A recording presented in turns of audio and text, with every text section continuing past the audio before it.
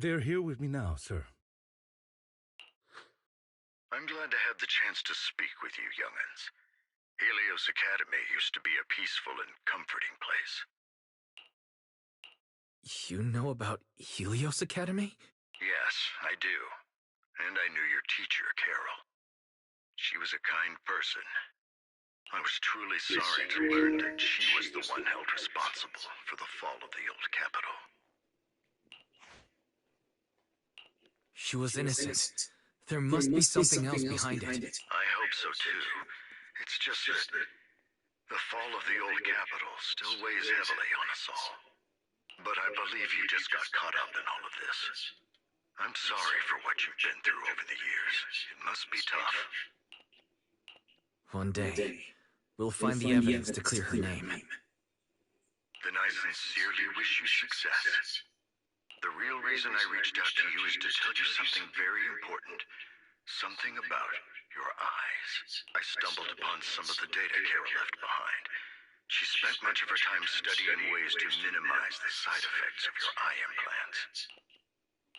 Teacher. She was always looking out for us. Eye implants? Wait a minute. Oh yeah, right. When Bringer had pretty much tried to blow us up, characters up, their eyes had glowed up, had protected them. And in last episode, the Bringer fight was probably one of the best ones, one of the best boss fights so far. And it had all the trio casts up in there. Though I pretty much had this out, and I had faced off against the section 6. So now we almost done with the whole entire story, pretty much. And hey, how are you? Hope everything doing good for you. And the everything pretty much. I did 5 hours last stream yesterday. 5 hours. That's probably one of the longest streams I've done so far. I pretty definitely know there's lots of people who had streamed even longer than I. They're pretty much a nine. But hey, I love streaming. I love playing games because like think about it on Tuesday, I love it all. I'm just here just to get better and just learn along the way. And and here's the thing about it: if you want to do something, pretty much so too, you shouldn't let nobody basically tell you on that you can't do something. But I pretty much know that you can do anything, as long as you set your mind to. As long as you stay committed and stay consistent on it, and then guess what? You can grow from it as well. Just keep moving forward, keep pushing until eventually sooner or later you're gonna strike gold. And once you strike gold, just keep moving. Yes, which is why I believe this was her final wish. As her friend, I want to see it through. Simply put, your eye implants are directly linked to your brain, and their functionality depends on your body's limits. So to put your eye implants are directly linked to your brain. What? They put some type of what? That's like freaking insane. Have you ever really heard somebody pretty much like too that just put a chip in their arm or just put some directly into their brain so they can actually get scanned, something like that? That'd be freaking nuts. And I actually had seen, I actually heard people actually like grabbing like little chip, they implant in their body part and they just do it like that. I looked at that, I said, man, that's crazy. As a result, the HDD system takes up a part of your body's capacity. This leads to certain issues, the most notable being that it suppresses your innate ether aptitude. I brought in a team of specialists to analyze Carol's data samples, and after some effort, they created a plan to upgrade the HDD system. After the upgrade, the HDD system will operate with significantly reduced power consumption, allowing for a substantial boost in your ether aptitude, or rather, a restoration to its original level. Do you mean that once the HDD upgrade is done, we'll be able to enter the hollows ourselves without EOS? Exactly. You'll likely experience some discomfort at first, but you'll get used to it over time. I'll have the specialists from Marcel Group continue monitoring your physical condition to reduce the burden on your body and help restore your ether aptitude more effectively. You're actually sharing such advanced technology with us? Thank you. No need to thank me. If anything, you should thank Carol. Furthermore, from what I've learned, the power within your eyes goes far beyond this. That's why I waited until now to tell you. Perhaps the power within you could affect all of New Eridu. But you must understand, power is a double-edged sword. It can be used against enemies or allies. As the mayor of New Eridu, I must ensure everyone's safety. So I hope you'll forgive my caution. I'd been observing you for some time. That said, I'm confident to say that everyone at Victoria Housekeeping speaks highly of you. What, okay, like, them eyes are pretty much is a weapon. And it can be used in something like in combat, I would say. I would say possibility enough though too is that by the end of this episode, I think we might see Wise and Bell might fight actually. Might see them fight at the end, possibly real soon enough.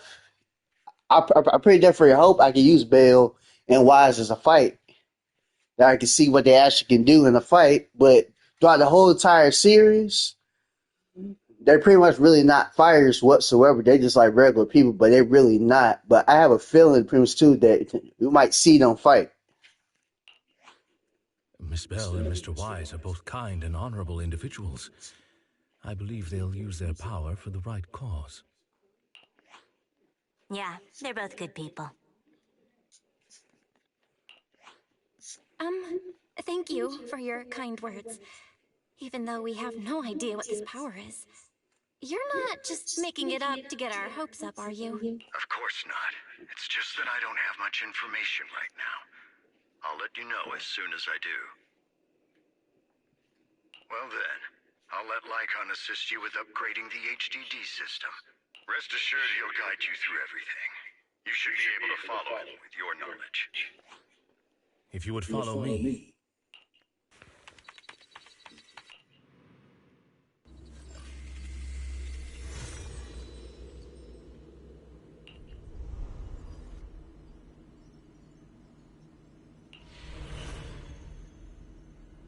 How are you feeling now? All good, I think. Really? I'm feeling a bit off. Your body is adjusting. Give it time to adapt to the changes. As a precaution, hold off on entering the hollows until you feel better. I see. In that case, I'll sit back and help Wise for now. It's quite impressive one of you adapted so quickly. Your ether aptitude is now on par with most hollow investigators, meaning you're ready to explore regular hollows. But you must be careful at first. Lycon, Ellen, why don't you two go along? One of the data piles in the hollow near the metro is malfunctioning, and we need a skilled proxy to address it. I'll assign this task to you.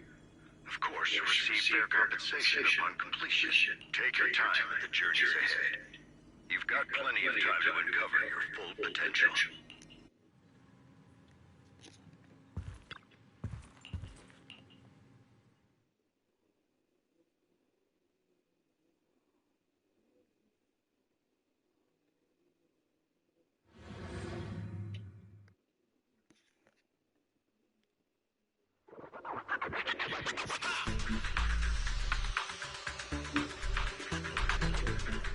Master Proxy, the data file that the mayor mentioned is in this direction.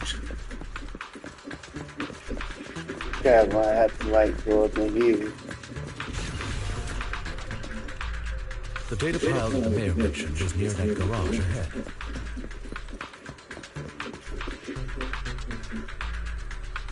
Yep, big area like this, we're gonna be There's fighting nowhere real else to soon. go.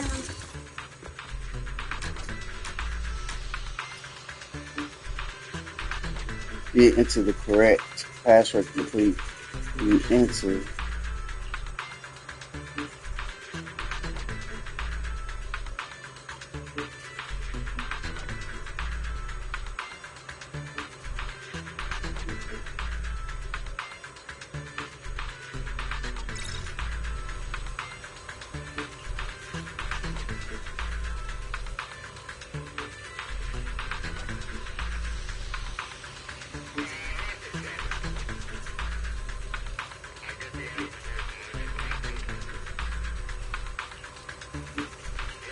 We should search for the passcode nearby to disable the laser, and then move the train. 777. Ah, I get it now. We should be able to...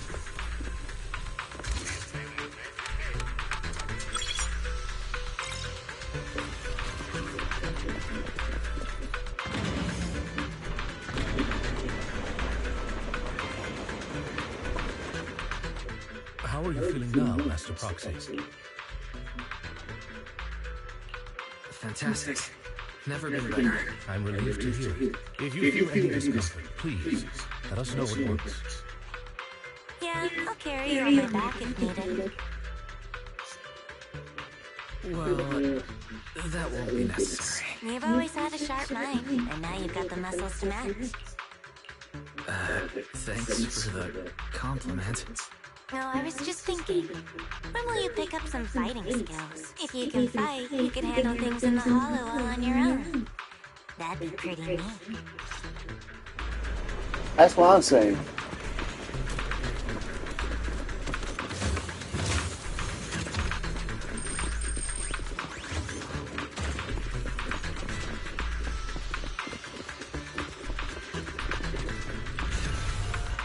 Master Proxy, the data pile is right up ahead.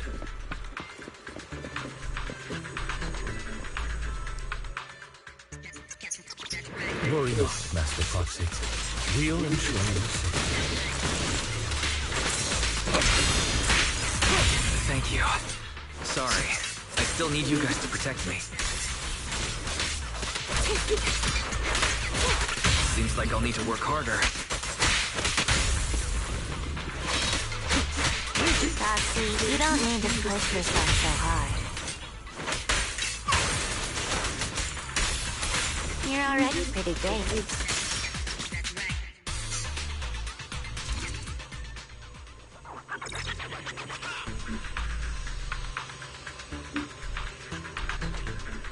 Oh, it's another passcode.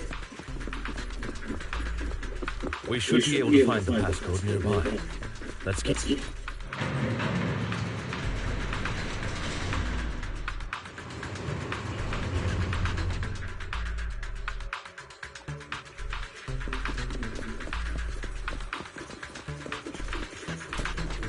Maintaining the data files in the hollows requires a proxy with the utmost professionalism.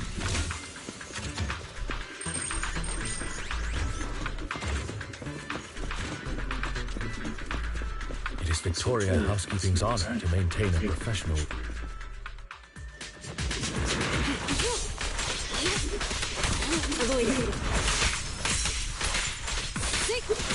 Take a break. Zero.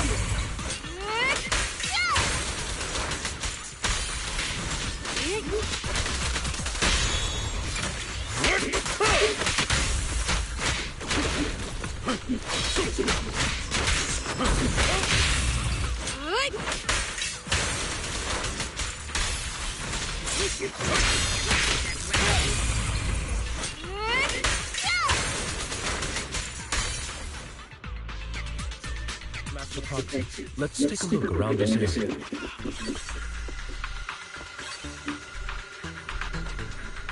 Zero.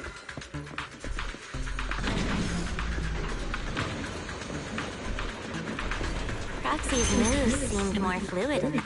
Master Proxy, this should be the second passcode.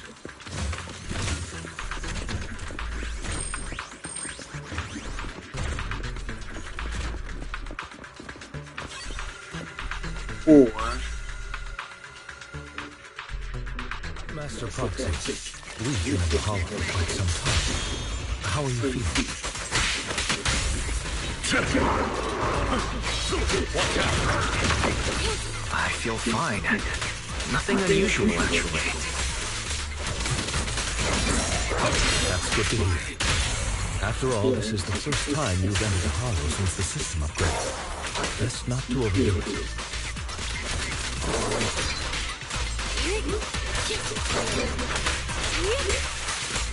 Take this.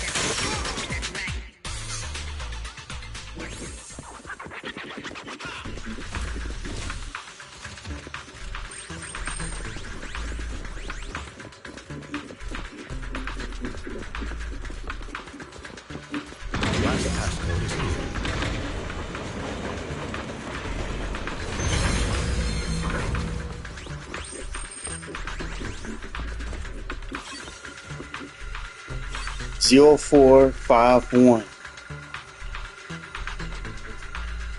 All right, that's all of them. Let us return and open that lock.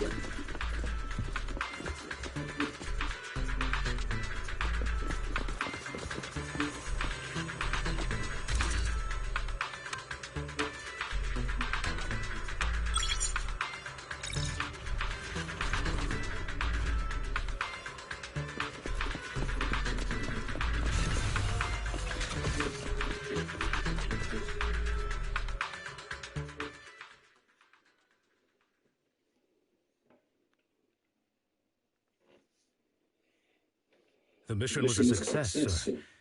Master Phaethon's performance was outstanding. Excellent. You truly are exceptional. I'll be frank. I contacted you because I need your expertise for an important task. I'd like you to participate in an auction and help me secure an item up for bid. Hold on. Is it the same auction I heard about? The one with all the high-profile attendees? Yes, that's the one. I knew asking you was the right choice.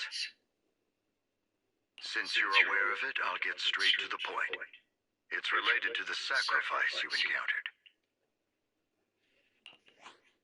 Sacrifice? It's back? Remember the sacrifice you took down near the construction site? Public security did some research after retrieving it. It turns out it can maintain its form outside the hollow and carries human genes. Within it, we extracted a mysterious core. This core possesses the same inexplicable power as the sacrifice, allowing it to exist without relying on ether. However, the core was recently stolen from the most secure lab in New Eridu. We suspect this is an inside job rather than an external theft. We searched extensively without success, until I saw the auction flyer. The core has been concealed within an auction item.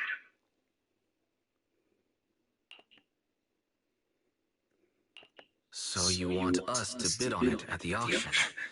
But why us? The power of the sacrifice is highly volatile and destructive. We must keep it confidential, at least for now. And I, as mayor, am not suited to participate in the auction myself. Plus, I'm running checks on my inner circle due to the theft. Frankly, there aren't many people I can trust. Don't worry, the funds are covered, and Victoria Housekeeping will be assisting you. Of course, this hinges on one condition: your willingness to aid me. All right, we'll give it a shot. Thank you very much. I knew that I could rely on you. The only hurdle now is the invitation. It's exclusive to Tops, so obtaining one might take some time. I'll handle that promptly. I'll leave the rest in your capable hands. You seem a bit puzzled, Master Proxy. The relationship between the mayor and Tops seems rather delicate. You're quite perceptive. As you know, the roots of New Eridu's governance lie with the Mayflowers, while Tops' power and profit often lay which is why securing invitation. But worry not, Master Proxy. It may take some time, but we will overcome these obstacles. Now, if you've no further need of me, I'll take my leave. Have a good day.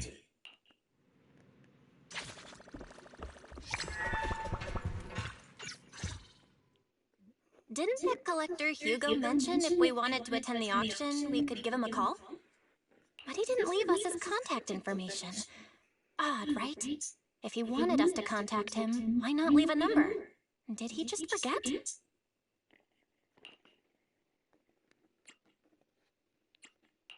Maybe he did leave us his contact, but we missed it. Come to think of it, Hugo did leave us a raffle ticket and said something weird. He said something cringy like, "There are always secrets hiding behind the light." Wait, don't tell me.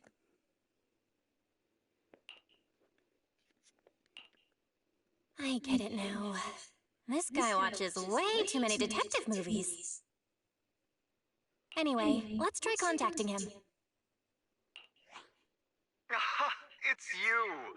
The manager of my favorite video store. Glad you've cracked my little puzzle.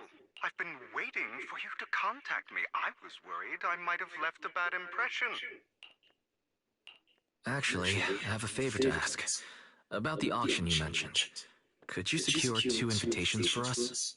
Ah, so you'd like to attend the auction? I'd love to assist.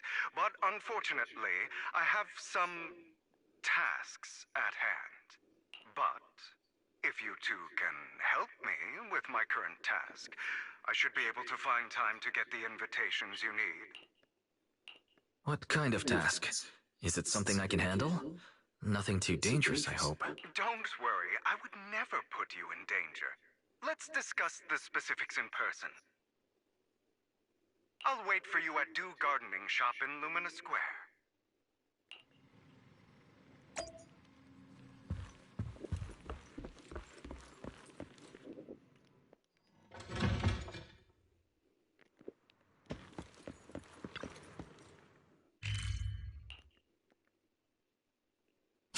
Man, it's starting to get very interesting at some point down the road. It's picking up. You've...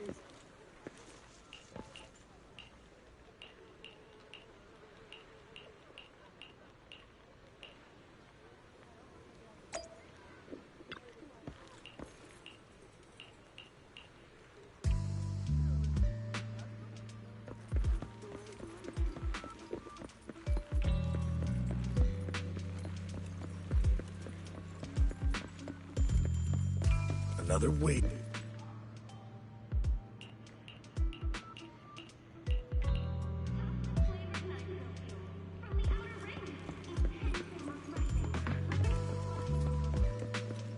Okay. Right about here. This time.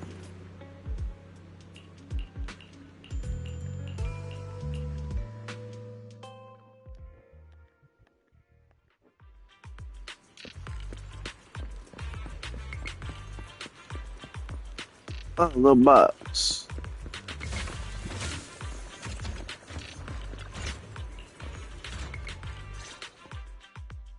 Good day, manager. Wonderful to see you again. You're as sophisticated and charming as always. About our previous discussion, I assume you've made some progress?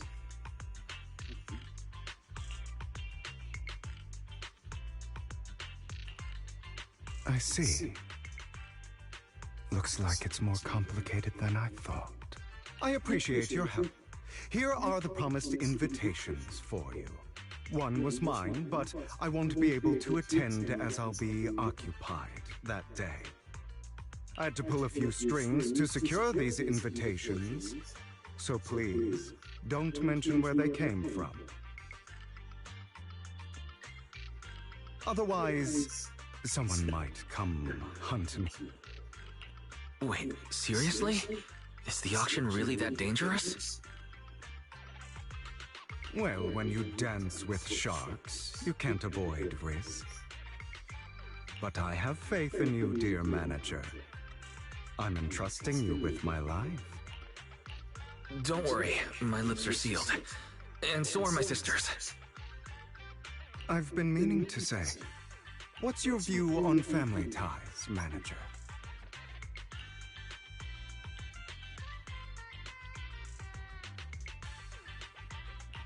It's a bond you can count on. That's the exact kind of answer I expected from you. How I once had a half-sister. Different mothers. Had?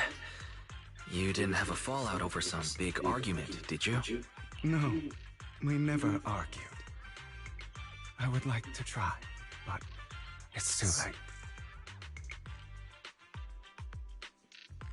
She's been gone so long. I can barely remember her face.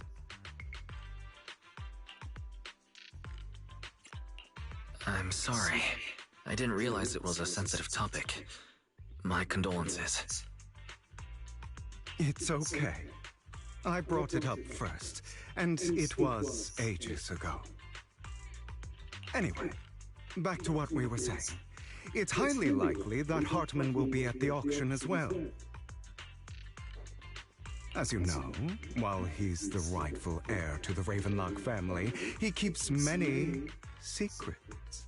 Should you cross paths with him in the future, be cautious. He's sitting up on his high horse looking down on everyone else, and he'll do whatever it takes to get more power. I hope these upper-class people eventually face the punishment they deserve. Too bad the scales of fate lean one way or another, unless someone steps in to tip them back. I digress. That's all for today. I have some errands to attend to, so I'll take my leave. Have fun at the auction.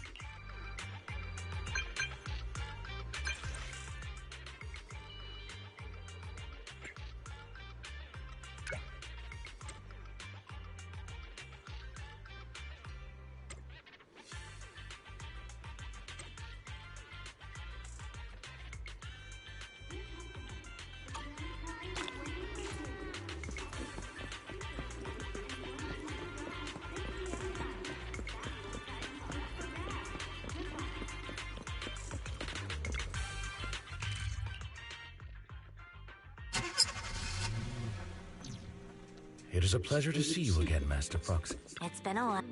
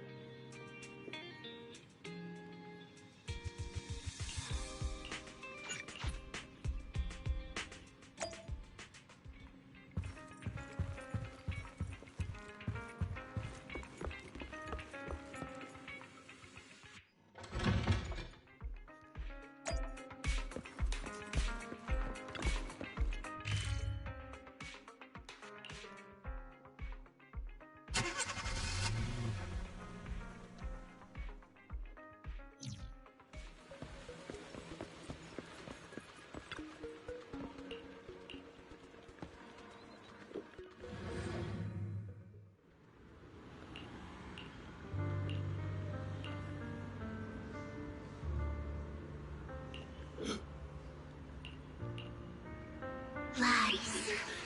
Deception. Betrayal.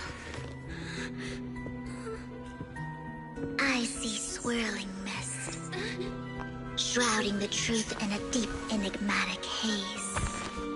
Found you. Chosen one. Who are you? Febvan. You are exactly as I thought you'd be. Chosen one? What's that? Sounds like something from a tech novel that was popular a decade ago. Words can only convey so much, so it's understandable if what I say doesn't make sense to you now. But you'll know what I mean soon enough. Young lady, I know you might think I'm lying, but I'm telling the truth. That item was my late husband's keepsake, and I had to pawn it due to financial difficulties. But I can't bear to see it auctioned away to who knows where. I'd never be able to get it back. Please help me bid for it. There's a hidden flaw in that item. If you point it out during inspection, it will be withdrawn from the auction and returned to the pawn shop. In return, I'll offer you some compensation. It may not be much. Mom, please don't cry. Your story might be genuine, but your intention is not. Besides, this has nothing to do with me. Your misfortune is not my concern. Young lady, you don't look like you're struggling for money. How can you be so cold-hearted? I'm sure this refined individual here feels the same way. Huh? Are you referring to me? Yes, you! If you're willing, could you please... The auction is about to start. I'm not sure how you gained entry, but I'm sure you don't want to be driven out with your daughter. And you? Here's a little piece of advice. Don't let your sympathy easily sway you in an auction like otherwise. You might get swindled. I'm Vivian, by the way. Pleasure to meet you.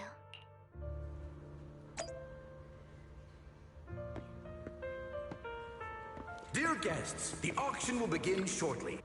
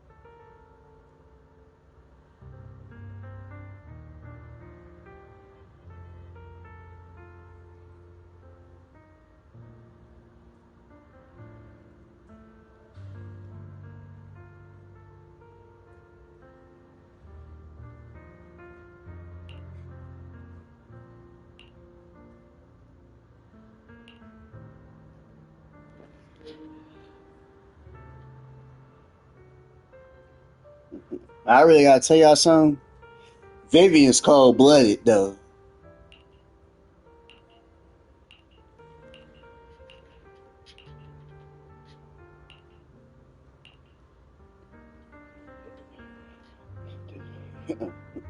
She's gonna try to outbid us, though, on that auctions. We're gonna have to not let her get the upper hand. Oh, it's you again. The guy that had falsely accused me and been so wrong. Why are you even here?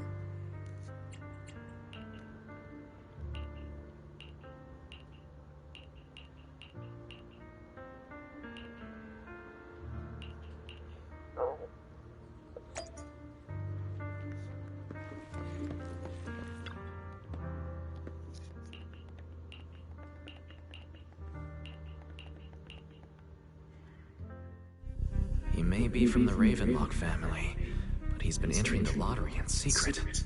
His financial situation might not be too great right now. Ugh, what rotten luck. I didn't expect to see you here. I won't back down this time.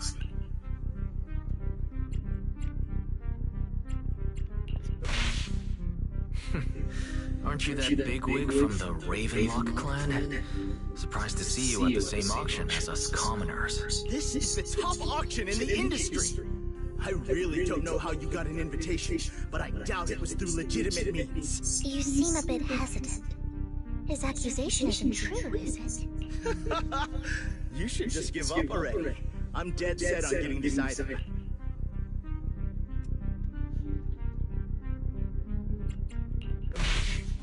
Let's see who comes out on top in the end. A Ravenlock losing to a commoner like us. It wouldn't look good, would it? You're right. So for the honor of the Ravenlocks, I can't lose! Trying to provoke him backfired. Okay. Let's not rush into inflating the price. Seems like it's just the two of us interested in the item. Why don't we discuss this in private first?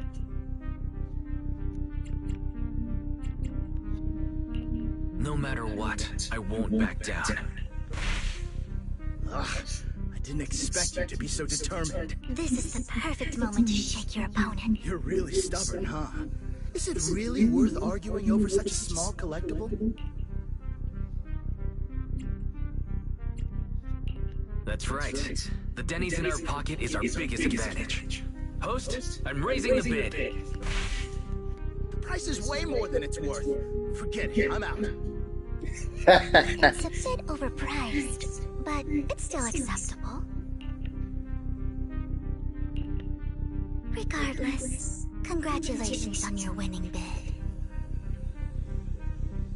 Though, in my opinion, its aesthetic style is a bit ahead of its time. But as long as you like it, that's what matters. After all, the true value of art is in the love people invest in it. The next item is truly exceptional. The final creation of a legendary artist, the only one of its kind in all of New Eridu. The artist's tale is quite fascinating. Unrecognized during his lifetime, his works were discovered by art collectors after his death and became hugely popular. Because of this, authentic works are few and far between, making each one incredibly precious. And this stunning final piece, anyone who loves his work won't want to miss it. Without further ado, let's get started! Starting bid, 200 million Denny's!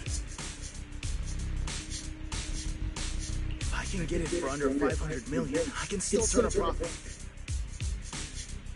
300 million! If I'm not mistaken, Wise, isn't that the item the woman asked Vivian to bid on?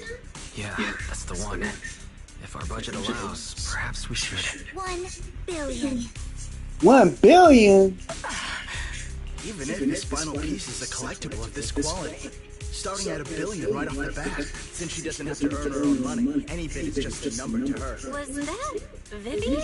Wow, she just said, don't let your sympathy sway you, then went ahead and bid anyways. Yeah, but she can literally afford not to take her own advice. Ooh, this elegantly dressed lady certainly has refined taste and deep pockets. So, is anyone ready to challenge this young lady? Invest in the legacy of a talented artist who left us too soon. Its value could double in the future. I'd advise against it. I'm going to bid on this no matter the price tonight. This young lady is certainly very confident. Our time is almost up at $1 billion. Going once, going twice, going 3 times. So all right, ladies and gentlemen, that would unwind in the lounge for a bit, as more treasures await in the second half.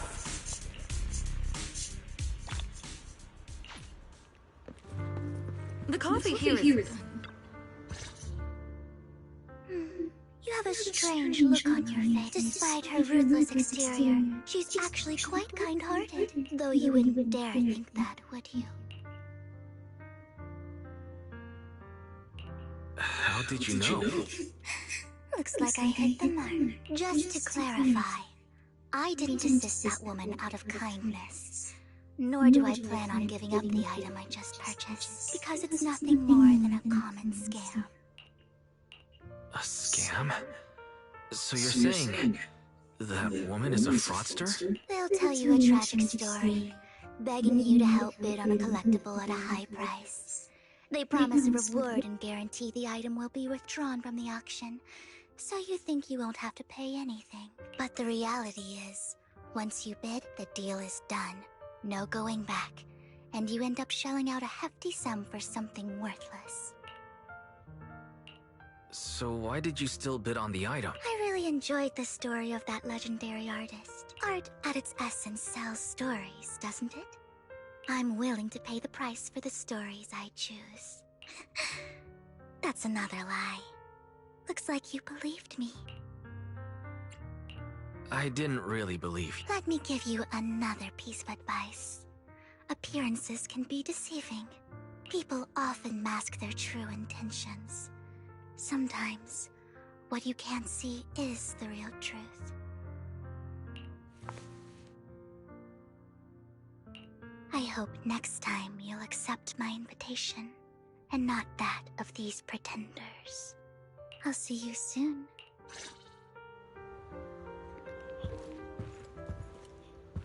She bet 1 billion. Is about to begin.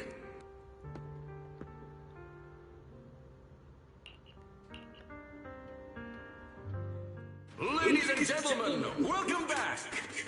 Up next in our auction is tonight's showpiece, the one-of-a-kind Robe of a Hero! Legend has it that, long ago, this was a garment that only a hero could wear. What's truly fascinating is the unique gem embedded in the collar of this robe. It's unlike any gem I've ever seen. Almost magical.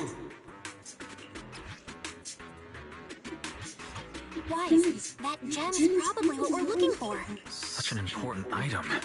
Yet, it's just there on a piece of clothing, completely unprotected. How gaudy. This auction sure is busy. There's people of all sorts, whether they belong or not. Robe of Heroes. What a tacky name. Nonetheless, I'll secure it. In the name of the Ravenlock family. Yes, I see it. Seems authentic. Of course. I'll keep an eye on it. I didn't expect this to drag on so long. I believe there is no meaning in continuing this senseless bidding war. Frankly, wasting time irks me more than squandering money. So, my friend, let's cut to the chase. What did you have in mind? This man is pretty shrewd. Maybe I should match his energy.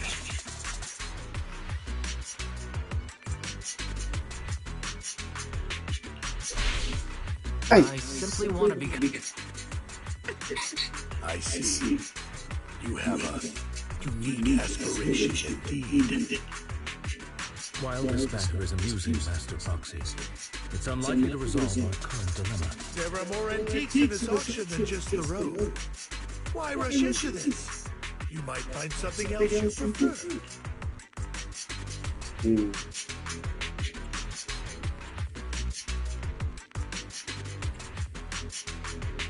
Honestly, I don't find that Robe of Heroes all that impressive. All I want is that exquisite jewel on the collar. Could you perhaps sell me just the gem? I'm afraid I cannot accept that, my friend. You're unaware of the true value of that gem. A wisely pointed question. Now we know the gem is his true aim. The Ravenlock family always gets what they desire. If you have any doubts, feel free to ask around.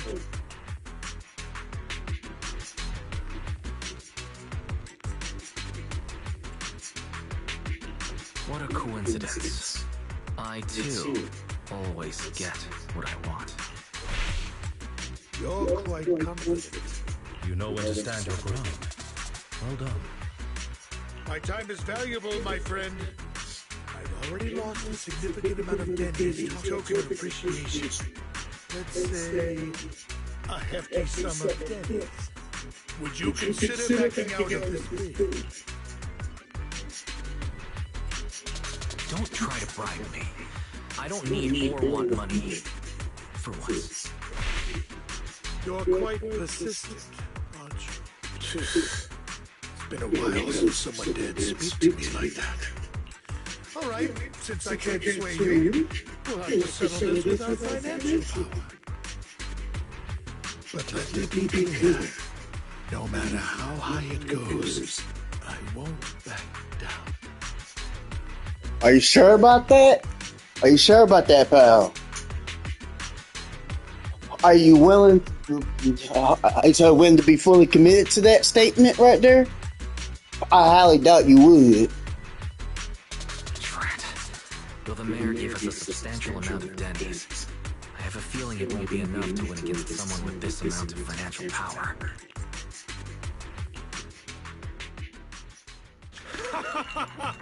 Thank you, everyone. It appears I'm the final winner of this auction after all. Well, I guess he really did make good on his promise, though. That's crazy.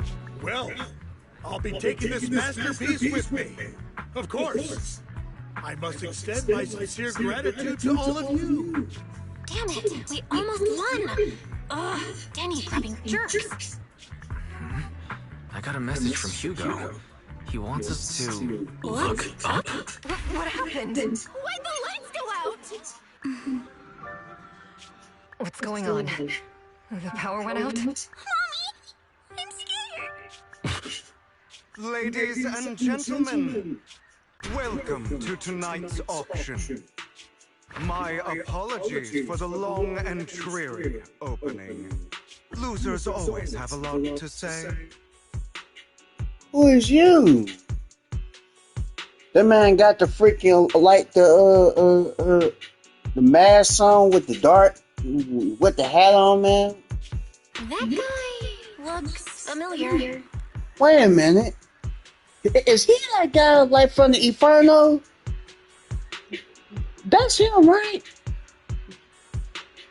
That's the dude who almost had Corrupt. What are you all standing around for? Someone deal with this intruder! How uncouth. I'm simply here to reclaim what's rightfully mine. Oh, no. I'll tell you right there for our custody. It's the guy, same guy we talked to. You! When did you? Well then, tonight's show is coming to an end. I wish you all a lovely evening. Yours truly, Mockingbird. After him! Catch that thief or forget about getting paid tonight! I can't believe he's here. And his target happens to be that core, too.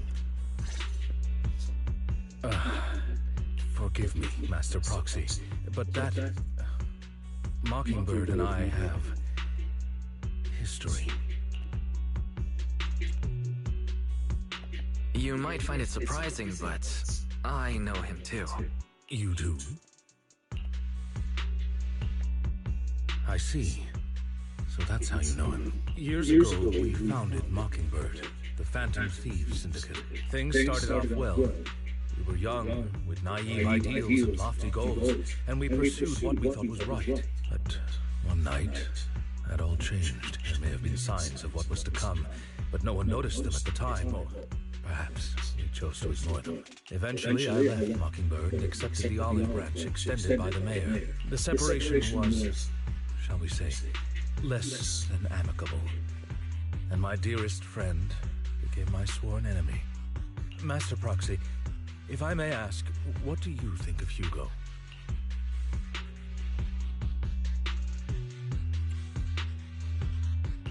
Though he helped us before, and he seems pretty nice, I can't help but feel something's off.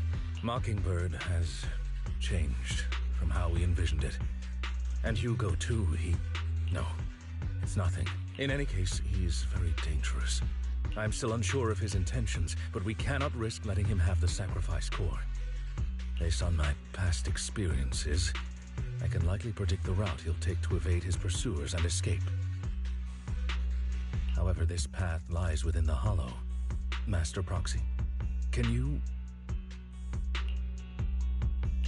Let's head straight there. I'm feeling pretty strong right now. Very well.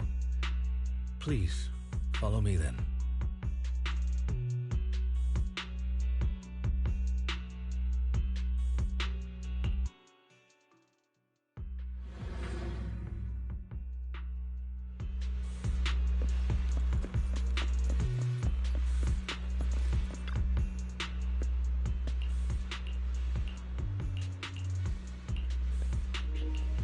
That was Hugo up there in that disguise.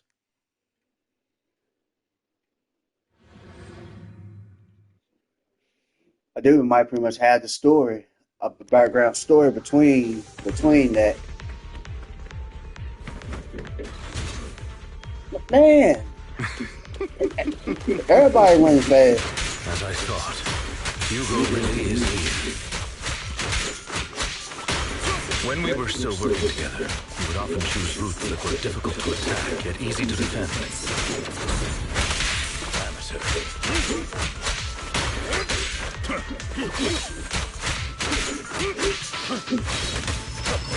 Don't worry, Master Proxy. I'll catch him. Master Proxy, the layout of the port is complex. Ethereals may jump out from any corner.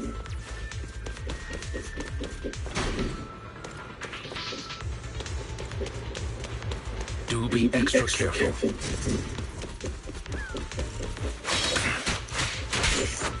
There are so many ethereals. They don't seem to be phasing him at all. What the? Though I am loath to admit it, that man is quite formidable.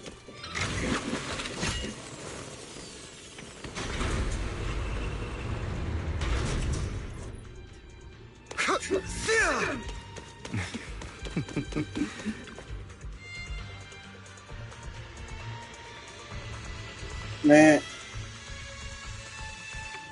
why you always have to run?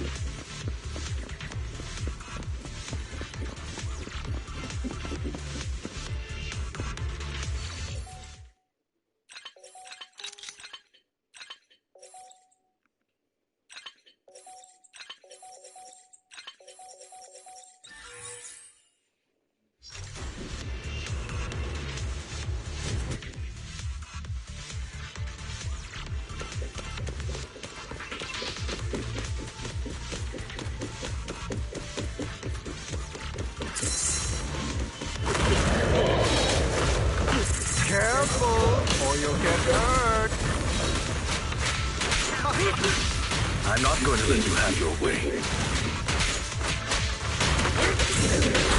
Master Proxy, that's one of Hugo's weapons. Make sure to avoid it.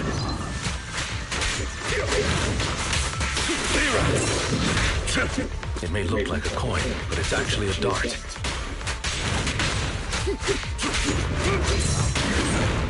He carries around a briefcase filled with all sorts of weapons. Quite the hassle to deal with. Time Tongue is extremely familiar with this place. Master Proxy, dragging this out will only be to our disadvantage. Let's proceed through here post-haste.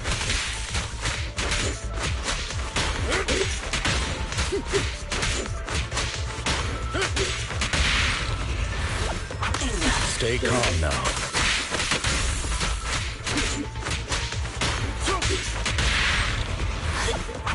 Stand still. The mechanism here isn't damaged. It's still functioning normally.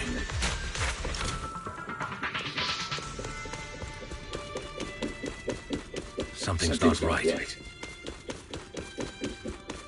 It feels too easy, almost as if you let us through on purpose.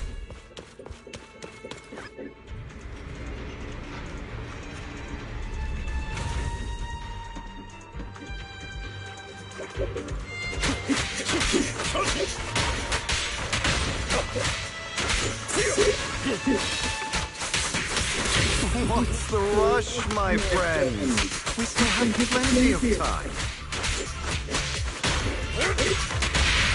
This guy's as sly as a fox.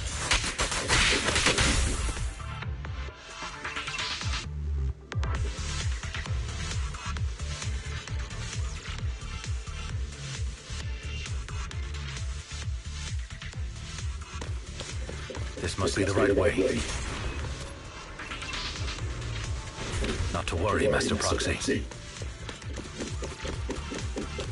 We'll be able to catch up to him soon.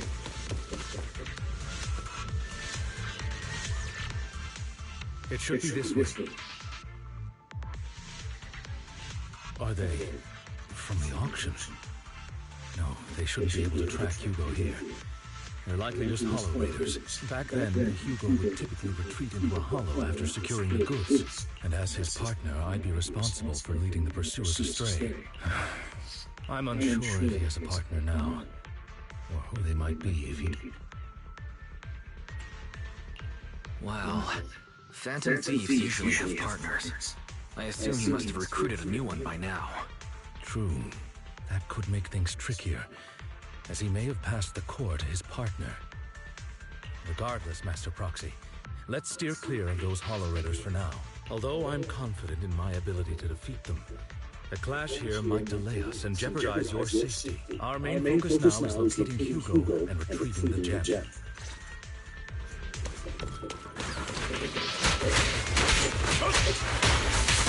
Take this.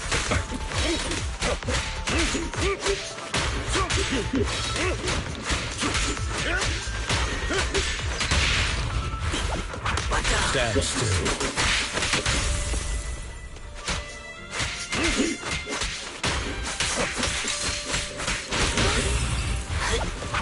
Stay calm now. He should be nearby.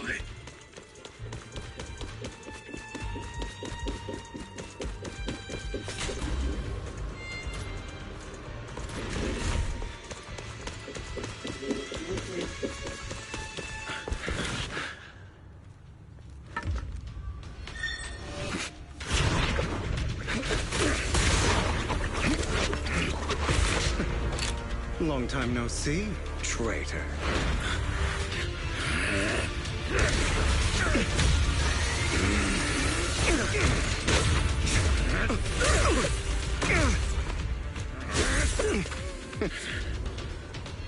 It was you who broke the oath, not me. You haven't changed, pompous and self-righteous.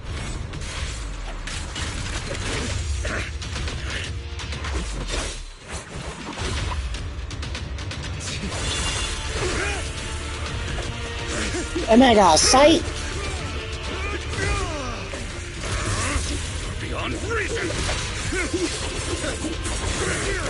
Both of you, enough already!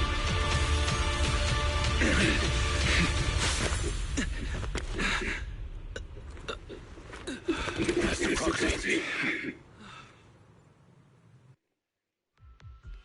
Are you all right, Master Proxy? Any injuries? I'm fine. I just forgot I wasn't using EOS. I thought your attacks would just go over my head. I'm not used to being this tall, I guess. Rest assured, Manager. My blade has always been steady. I'll never point my weapon at my allies, especially not you.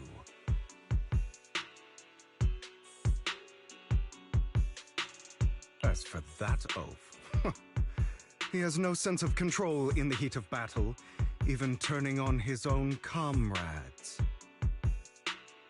I'd thank you not to spread lies.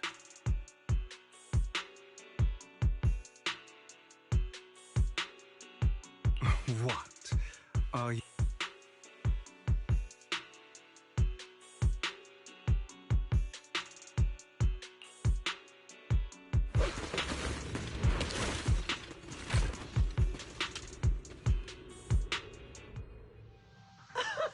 Thought we were in for a tough day, but it seems we struck gold in the end.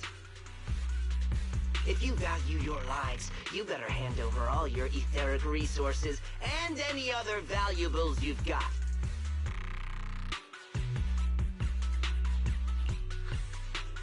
I have no conflict with you, gentlemen.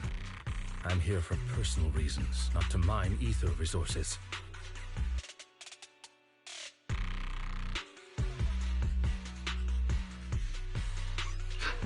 Cut the crap. It's been a rough day, and we need something to make it right. Whatever your business is, pay your dough or bite the dust.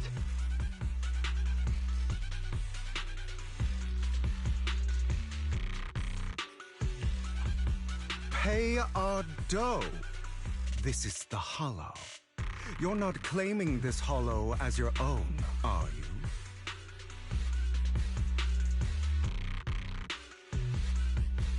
Not even the current mayor of New Eridu would dare to make that assertion. Am I correct, Mr. Mayflower Watchdog?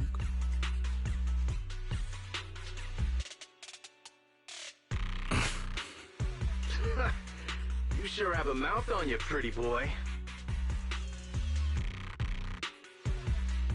Don't push it. We've buried idiots like you in the Hollow before, and soon you'll be joining them. I'd urge you to reconsider.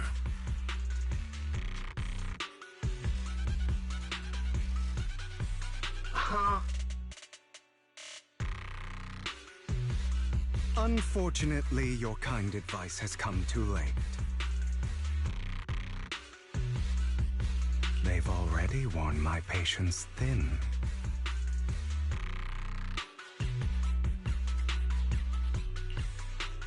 Oh, help me! Scared? Then perhaps you should think twice before you act. You've made your bed. Now lie in it. Sorry! I'm so sorry! Please have mercy! Spare us! We won't do it again! Are you quite done blowing off steam? Don't kill them. I'll hand them over to public security once we're out of... Who do you think you are to tell me what to do? They weren't planning to show you any mercy, yet you forgive them so easily. So Hugo pretty much is more like the kind of person that really don't want to, if you do something that's very wrong to him, then he wants revenge.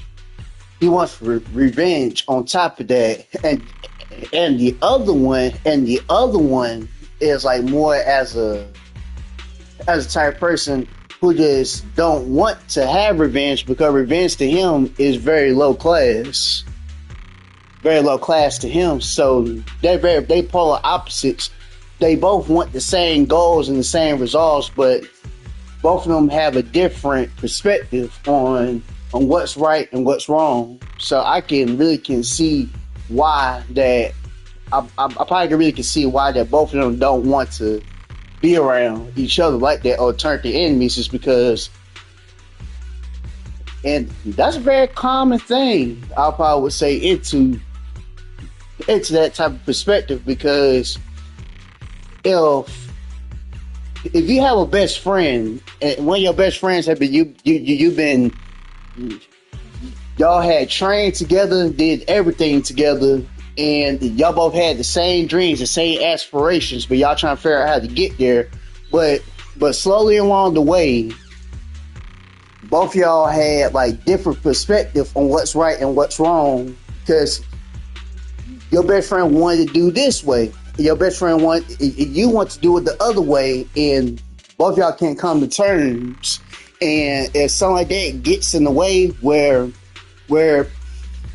both don't have no type of same resolve, but then that could turn into enemies like this. That's just my perspective of it. You haven't changed at all over the years, Lycon. To hell with you and your foolish fantasies of being some almighty savior.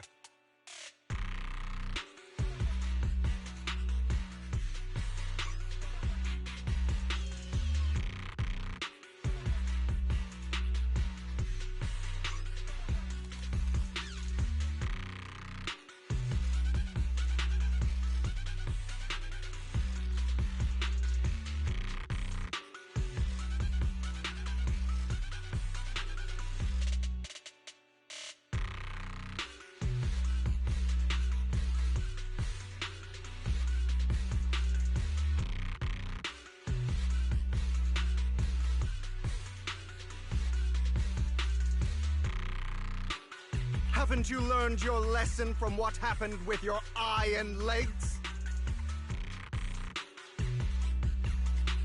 My principles remain unshaken. No one has the right to take another's life. Sinners deserve punishment. Do you know how many lives they've taken? You see what I'm saying? See what I'm talking about? Both have different aspects on what's right and what's wrong. Hugo, on the other hand, though, too, is that for the innocent people, and he wants to find the person who's responsible, and he wants to end up 6 feet under. Perhaps on the other side of things, the other one really don't want to. Hey.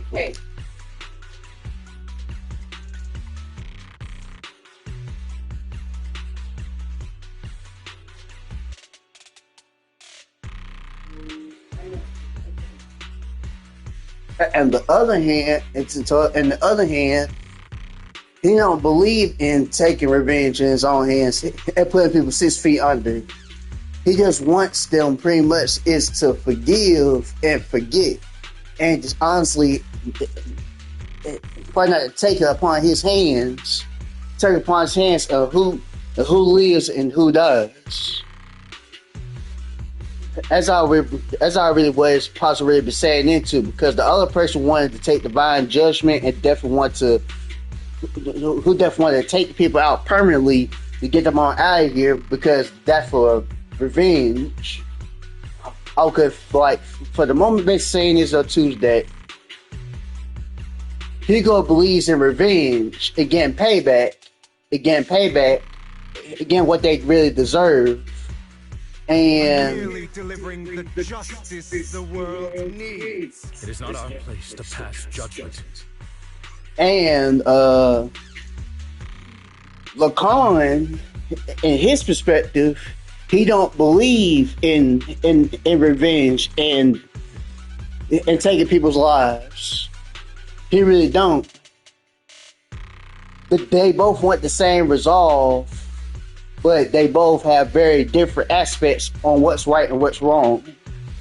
And I know I said that twice, but I kind of got the gist of, on why two people are fighting over. I know I will not sway you. There's no point in continuing this argument. I will stop you. I always will. Go ahead and try. I will defeat you. I always will. Be prepared to kneel before me. You talk too much. Trying to run, are we?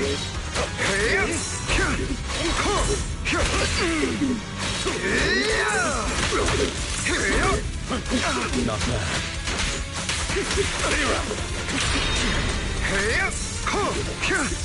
Beg for mercy. I have you now.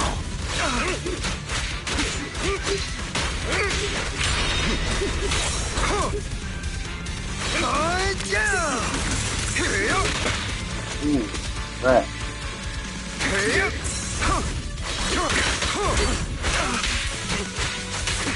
Take this.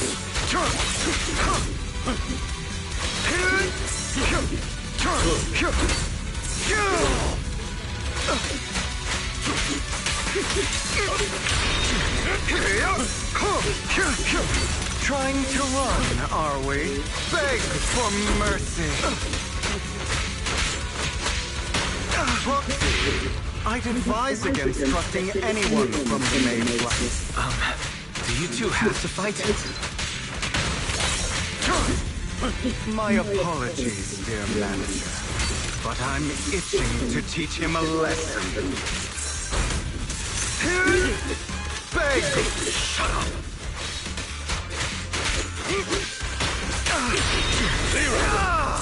Out of my way!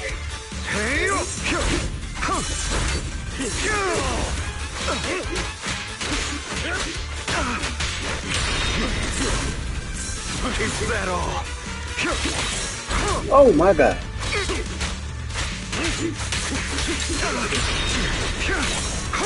Oh. Oh. Oh. Beg for mercy.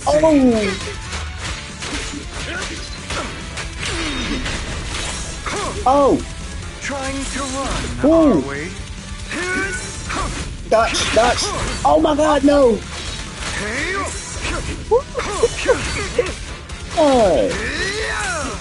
Oh. Beg for mercy. Time to hunt.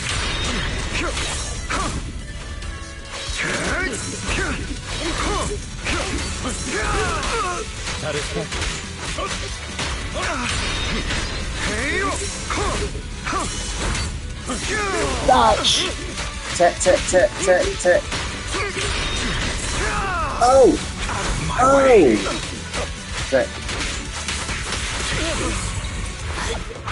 Stand still. There you go.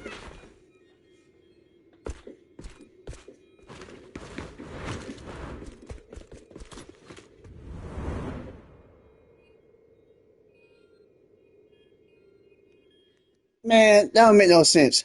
How did man disappear that quick? Worry not. Mastery of my skills will come in time. But there's something more important I would like to teach you. Does a phantom thief even need faith? Of course. What else would we fight for? For wealth, fame, and power to stand at the top so nothing and no one can imprison us. Isn't that what everyone desires? Or perhaps by faith, do you mean something asinine and empty, like justice, dreams of friendship? Hilarious. Grow up, Lycon. It's time to let go of your naive fantasies of being some almighty savior. So that's when it all started from. It based off of that because Hugo wanted Lacan to give up on his whole type of quest on becoming a savior and just switch over into basically what he wants to plan out. But it really didn't go that way. You just don't get it. All right, enough squabbling. What I'm trying to teach you is very simple. I may not walk the path of justice, but I do not walk the path of evil. There's too much injustice in this world, and there are times when it becomes necessary to right those wrongs with unconventional methods. Lacan pretty much really don't believe in taking unnecessary actions when it actually comes to people, but Hugo don't have that same resolve as Lacan does. He don't have that same belief system. They both not on the same page. They're like polar opposites from each other. But they both want the same thing, but both of them wanted to be done a certain way. And that's why both of them can't agree on the terms. Taking lives, however, is out of the question. Life is a precious gift, one that nobody has the right to steal. Yeah, I agree with Lacan though on that, because life is very precious though, man, because like life is short. It's short, and you got to be able to enjoy life. You have to enjoy the life that you pretty much been given, man. Though too is that life is pretty much something that you got to gotta be very important, and you have to thank God for every single day, every time you wake up, every time you breathe in the morning, give you the ability to taste, hear, to see. You gotta be thankful for everything, what God gave you. Because without all of that, then hey, it's just how it is, because that's just how I truly think about it. No one should have the authority to judge whether another lives or dies. Keep that in mind. I will. He didn't. You don't seem convinced, Hugo. As you mentioned, this world is unjust. Well, Hugo, like the world is very unfair. So the world is never fair. Life is very hard. It's very hard, and it's gonna keep on testing and battling you, and basically trying to see if you either gonna rise above it or you're gonna stay down for the count. I just happen to see things more in that type of perspective, and you got to be able to find a way to muster up as much strength as you can, and you have to rise up on your feet and keep moving forward, because if you just let it just keep knocking you down, knocking you down and knock you off of your purpose, knocking off of your stride, then guess what? You're gonna lose.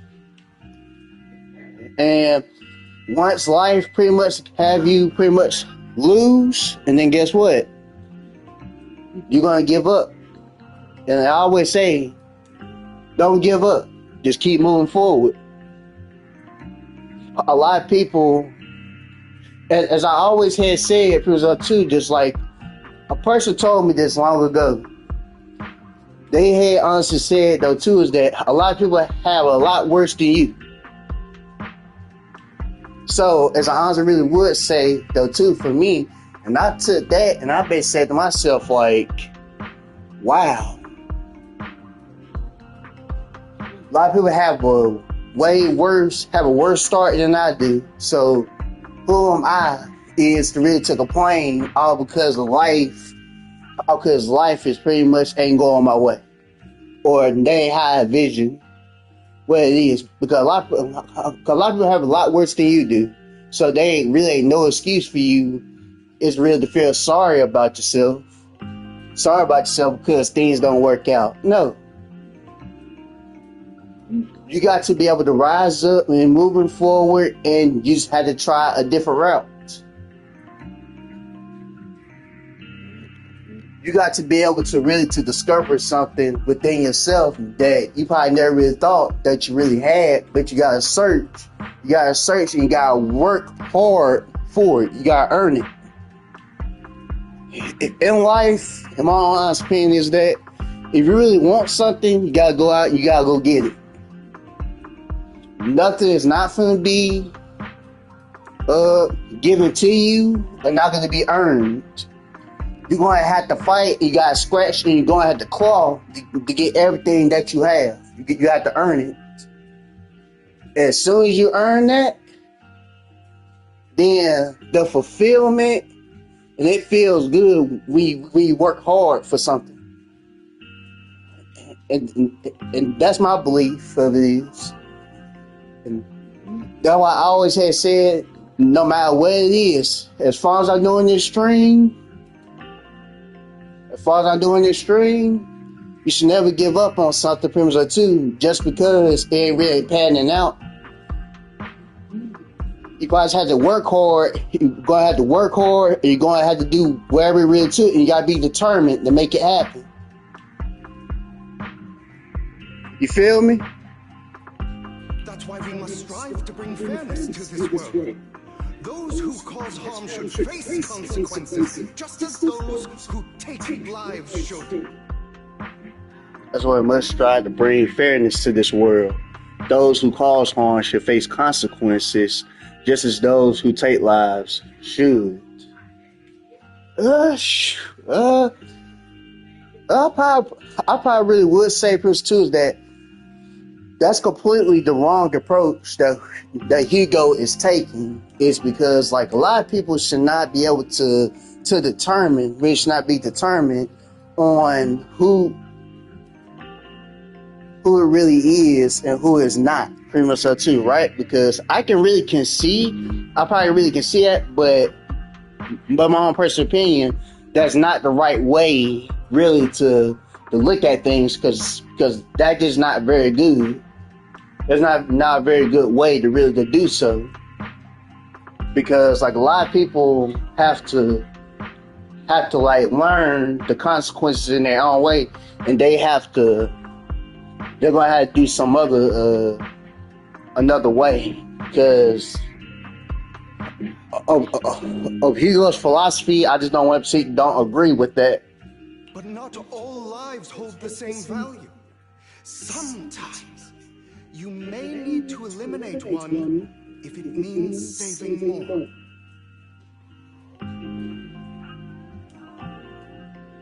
As I pretty much said really before, is that I really don't agree to that. It's that term and way of thinking. Eliminate the bad guys trying to make good for new ones. But the thing is, but the problem with that one is, in my honest opinion, is that if you pretty much continue on doing that, there's going to be a person, one day, there's going to be a person who's like far more worse than the last one is. So it's an infinite loop because a lot of people strive for it. A lot of people are good people. A lot of people are just not. That's pretty much just how life. That's how I basically see how life really goes into. You just have to mind your business and move forward. It's really not. It's really not the people who really decide on who can stay and who is not. You're too proud. Your pride may lead you astray. I have my own path and beliefs, Jack. I'll determine for myself what's fair and unfair.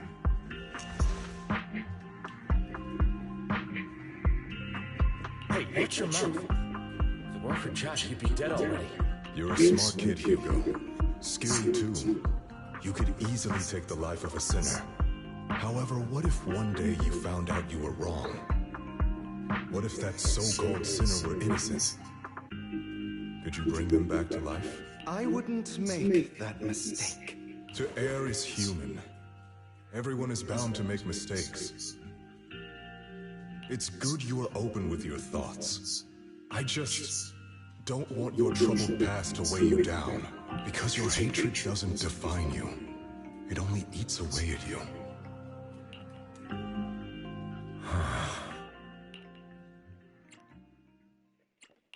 Are you okay, Lycon? You've been quiet for a while. My apologies, Master Proxy. I was just reminded of some past memories. Before Hugo and I founded Mockingbird, we had a mentor, Jack.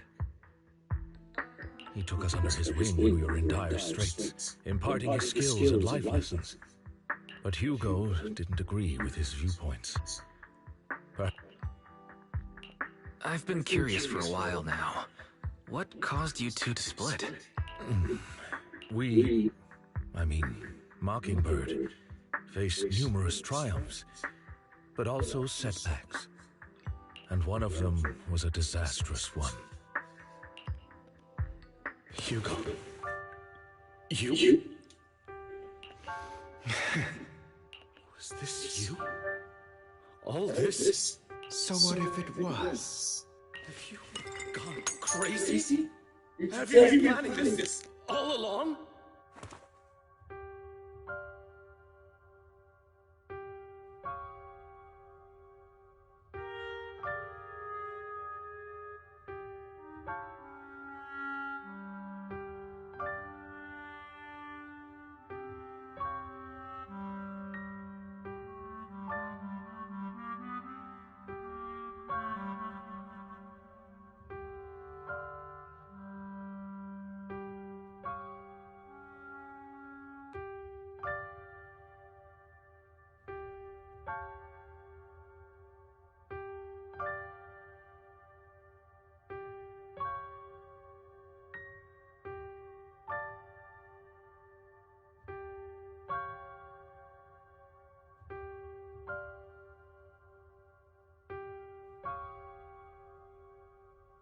You bury all these lives in the name of vengeance? They deserve to die. You see what I'm talking about? You see what I'm talking about? I really don't agree with Hugo's viewpoints on his philosophy. I don't agree to that. Especially my so-called father. I should have killed him a long time ago. A really long time ago.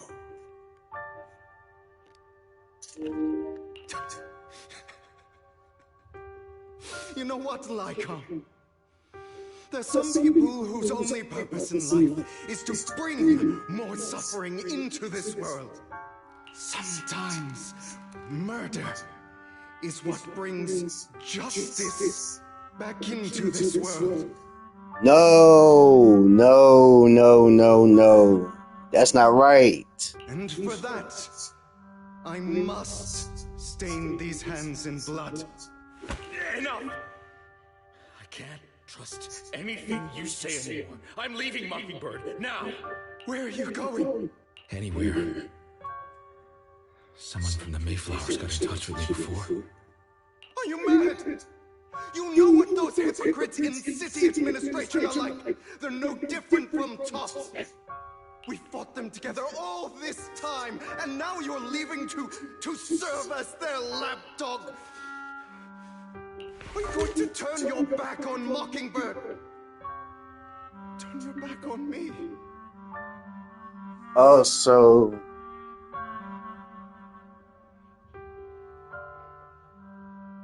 Hugo pretty much had felt Lakon abandoned him, had left him behind, and that resentment basically had just brewed over the years and never truly healed from both sides. The mayor is different from the others.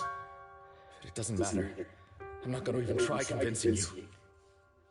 As your friend, I'll give you one last piece of advice.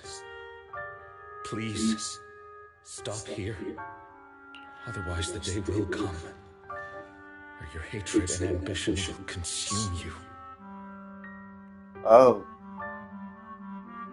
Lacan pretty much cares for Hugo all these years, but he wanted him to see the error of his ways, but I think it's like far too late. I think Hugo was already too deep in, though, was already gone, and it just led him to a path. I think Lacan pretty much saw where Hugo's pathway he was going into. It was something that was really not good. It was something that just dark.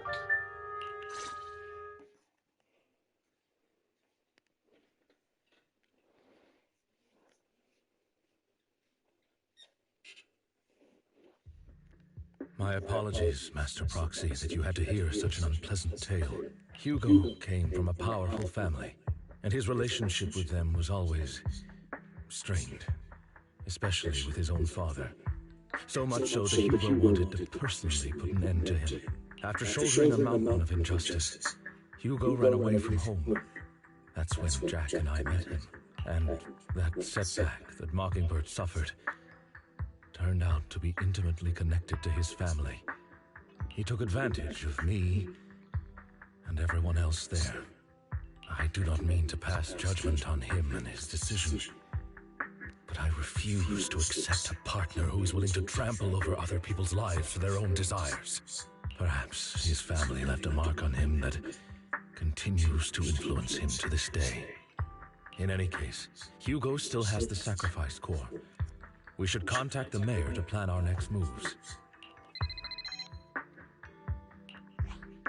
A pleasure to speak with you again. Lycon has already filled me in on Mockingbird stealing the sacrifice core. I'll deal with it. Anything else we can do to help? I mean, we didn't manage to complete our mission. No. You've done well. It's just not appropriate for you to get involved in what's to come. We've been through far more dangerous situations. Plus, we've dealt with Mr. Mockingbird before, so maybe we could help you. Really, I appreciate your kindness. It's just... Very well. Seeing as you're all people I know I can trust, I'm going to be frank. Not long ago, I received a letter declaring criminal intent. Sir. Lycon, I know you don't want to place them in danger. I feel the same way. However, I believe they deserve to know the truth. That letter threatened to use a sacrifice to take vengeance against the entire city of New Eridu. What do you mean by vengeance? I believe the person, or the organization, who sent the letter is planning to use the sacrifice to mount a large-scale attack against the city.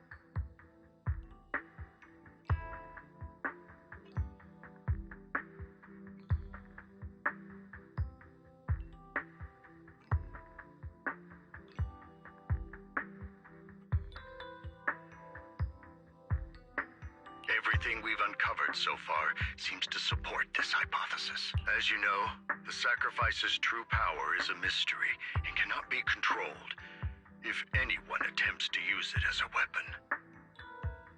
This is no small issue. If this gets out, it'll send the public into a panic. Please promise me you'll keep things confidential. Then let us help out. We can do our part too. But it's like I said before, it'll be too dangerous for you. Whichever way you look at it, you're still citizens of New Eridu, and as mayor, it's my duty to protect you.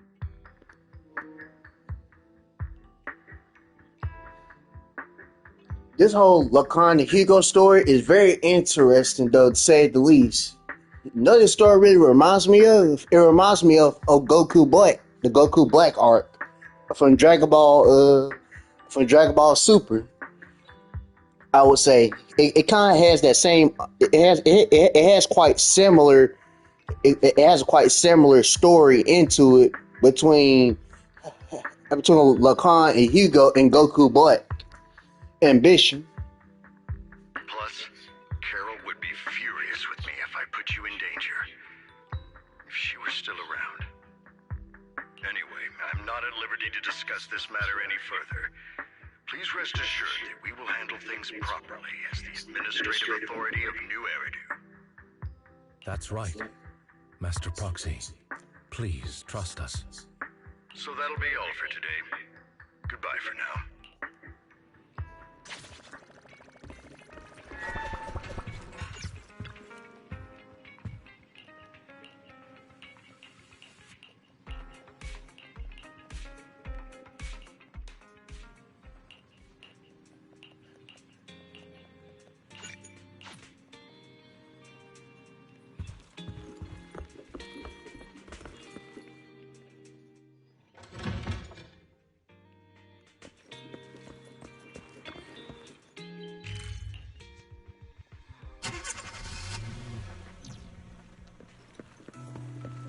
I'll have to work overtime to finish this. You're here! Okay.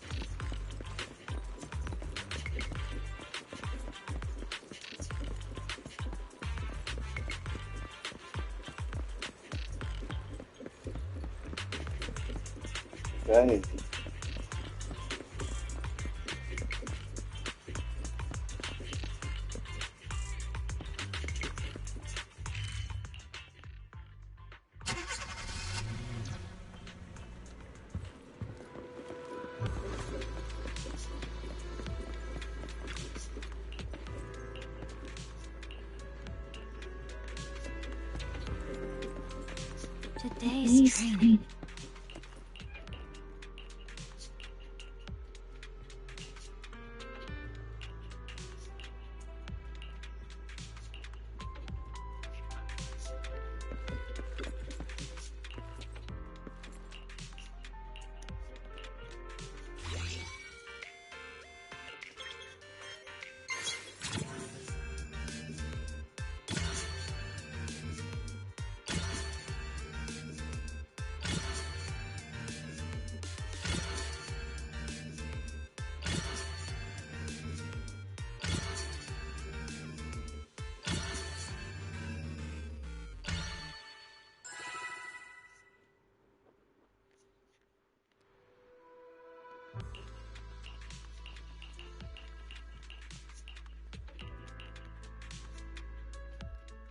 All right, let's get started.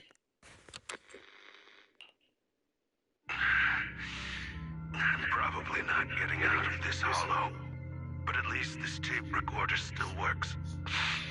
Let's say these are my last words. I gave away my anti-corruption equipment to save those civilians, so I'm not in good shape. Unfortunately, we came up against a horde of ethereals, write them off, and tried to save the civilians, but in the thick of all the fighting, I turned back and realized that I was somehow alone. Luckily, I managed to defeat the ethereals, but the wounds and corruption I sustained in doing so should be fatal. I don't mean to cast the blame at all here, and if any of my colleagues ever pick up this cassette, I hope that nobody is ever held accountable. It's just human nature. It's normal. I just have a few regrets. Oh, what's that over there?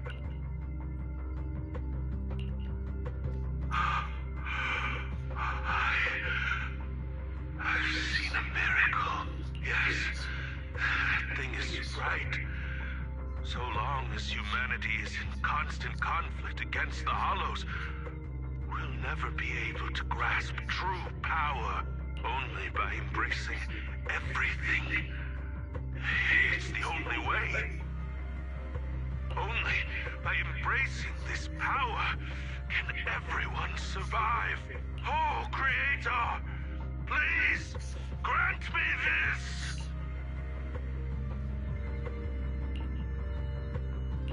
Are you okay, Julian? Don't be so down. Thanks. I'm okay. It's just... Even though we had our suspicions, now that everything is out in the open, I can't help but feel a little... Well, at least now I know the reason why he changed. What did Bringer see during the recording? Whatever it was, he called it a miracle. I saw the mission report from that incident. Bringer emerged from the Hollow unscathed, completely free from injury or corruption. Plus, I remember him rescuing a few civilians and walking out of the Hollow together with them. But if that's the case, then it's at odds with the audio we heard. Which one is the true version of events? It's possible that both are true. Like if Bringer actually met a real god that completely healed his body and helped him save the others. And that's why his mood changed so much. Why he started believing the Exaltists. Because he witnessed a miracle. That sounds like a reasonable speculation at this point. But it still exceeds the limits of what we know. In any case, it's a clue that ultimately points to the Exaltists. I'll keep pulling this thread and see where it leads.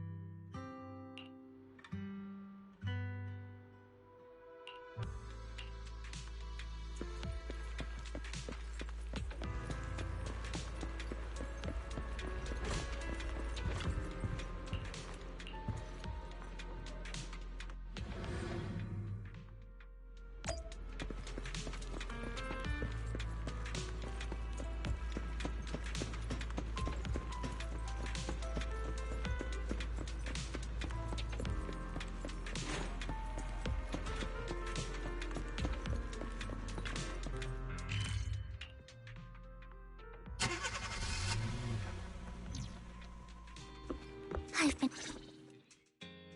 We meet again, Master Proxy. I imagine you've already managed to gain some info from the conspirators. About some people who wish to use sacrifice to launch an attack on New Eridu. So you know about that? I only just found out myself.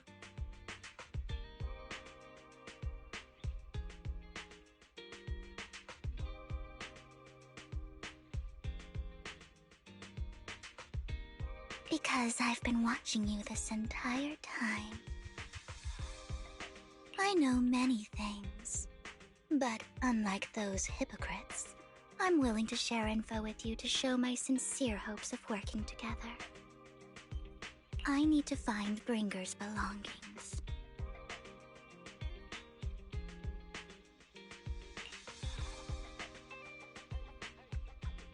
Bringer's belongings?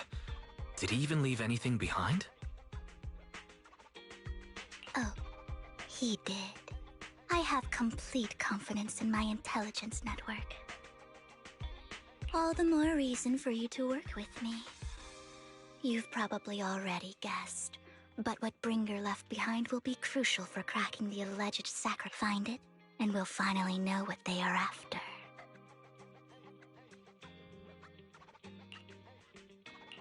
Who do you mean by they?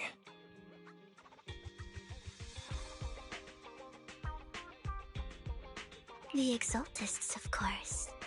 They're always lurking whenever something related to sacrifice comes up. Actually, the Exaltists and I. But no more than that until you officially agree to work with me. All right, I agree to work with you. Splendid. I like people who don't mess around. By the way, might I ask, you're not proficient at in-hollow combat, are you? No, I can't fight. As I expected. Not to worry. You're an invaluable proxy. All I require is for you to guide. I mean, not even my darling Lord Phaethon can fight in the hollows. Hang on. What did you just say? Your darling Lord Phaethon? That's right. The best proxy in all of New Eridil. Lord Phaethon. Don't tell me you don't like him.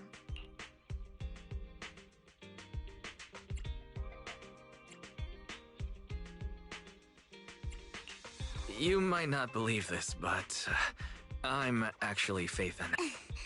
You're an outstanding proxy, that's true. But Lord Phaethon's a cut above. No one could ever replace Lord Phaethon. But I know how you feel. You're actually one of Lord Phaethon's fans too, aren't you? So he's your biggest role model in life and you hope to become just like him, right?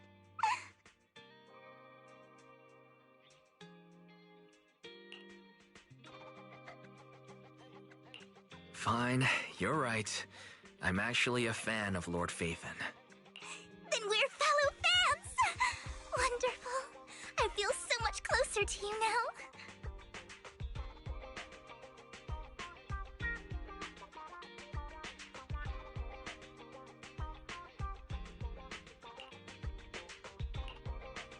Oh my! Once I start talking about Lord Phaethon, I just can't help myself! Look at the time! I suppose that's all for today then. I'll be in touch with more news.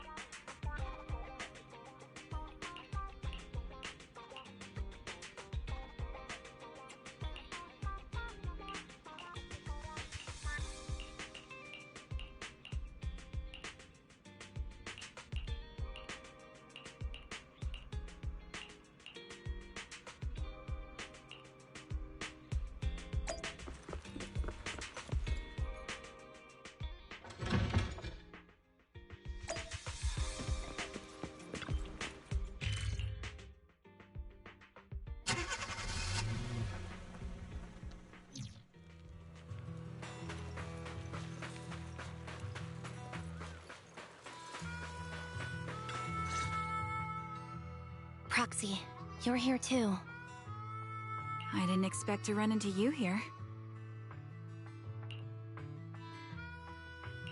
What are you two doing here?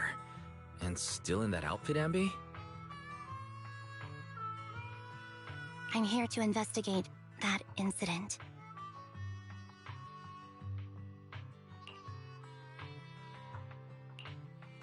I've recently dug up some clues about the person behind the operation, but my key, so to gain her trust, I decided to meet her dressed like this.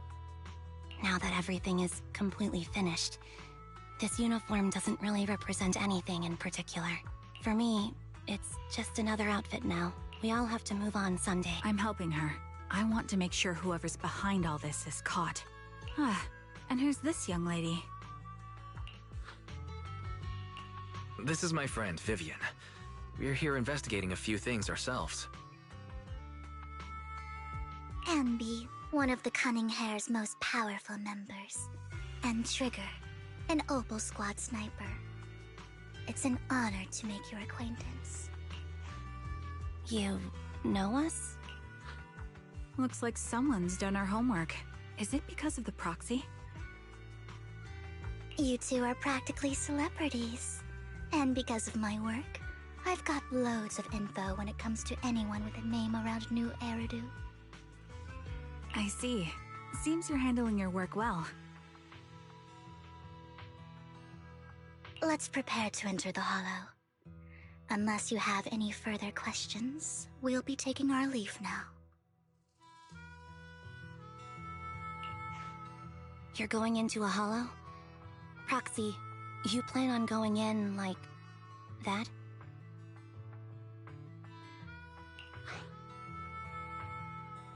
Yeah, that's right. I've recovered quite a bit lately, so I don't need any protective equipment in the hollows.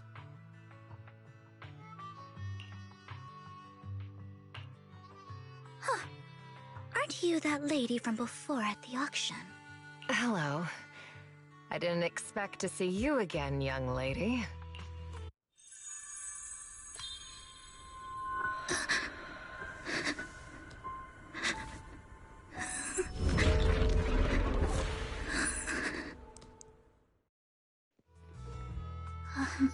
Vivian, are you alright? You look depressed. What's wrong, Vivian? It's nothing. I just drifted off for a moment there. So then, what are you doing here? Don't worry. I'm not here to scam you. I'm waiting to meet someone. Don't tell me. You're my contact for intel? That's me. Ambi from Silver Squad, I presume? Alright. I'm going to exchange some information with Miss Ambi here. So if you'll excuse me.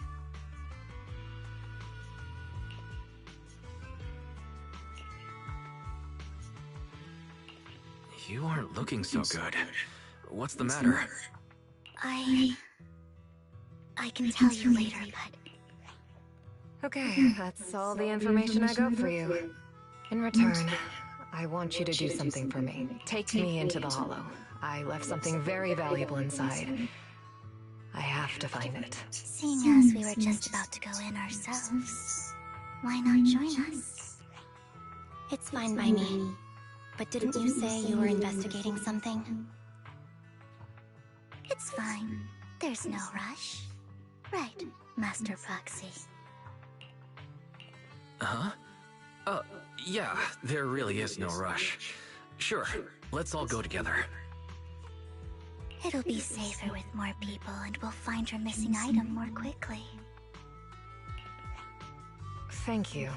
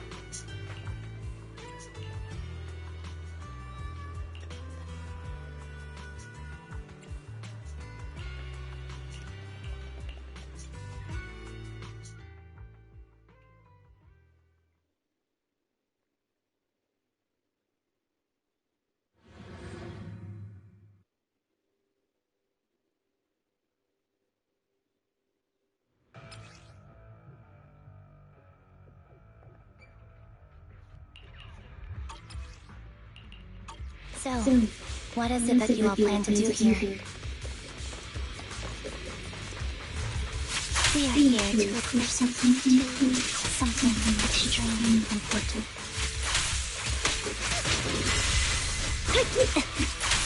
New Eridu's future may well depend on it. Ambi.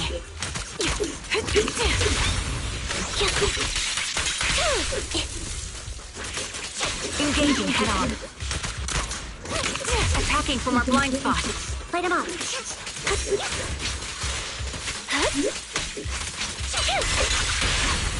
Time to focus.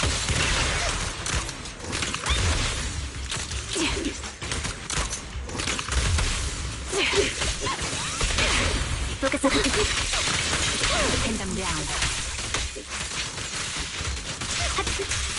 Now it's my turn to ask questions. What exactly is it that you're investigating?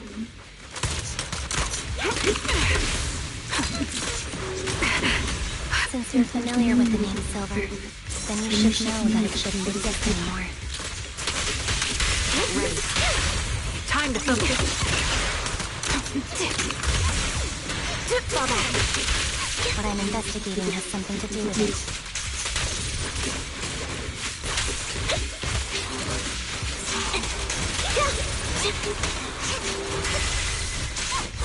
Dissolve.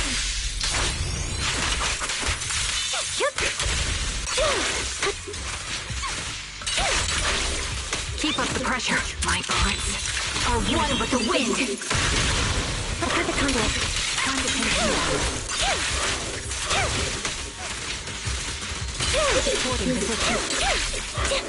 Proxy, let's use that fissure to head to the next location.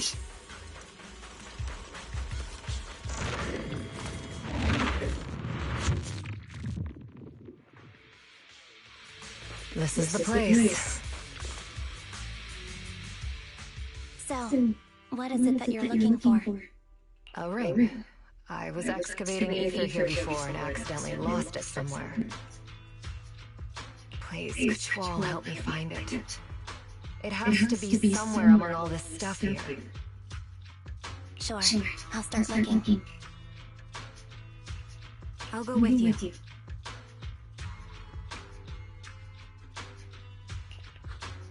I'll stay here with her then.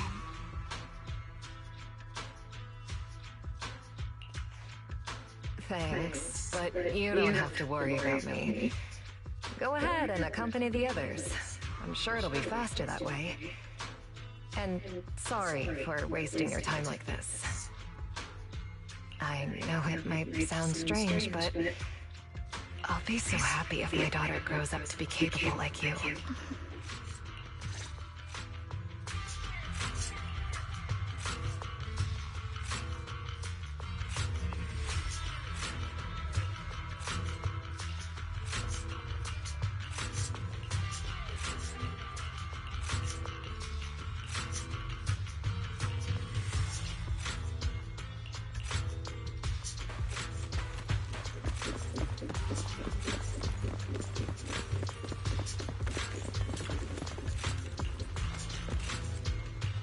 There's leftover food here. I don't want to imagine what's inside the bag.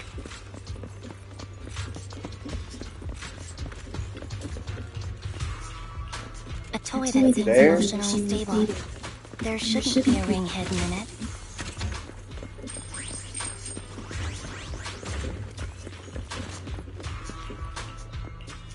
It's a fancy lunchbox. I wonder if its owner is safe and sound.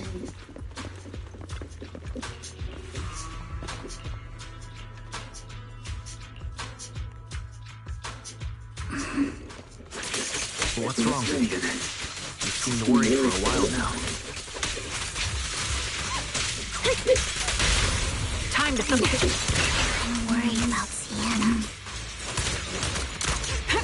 The location should still be safe. Light him up. I hope so.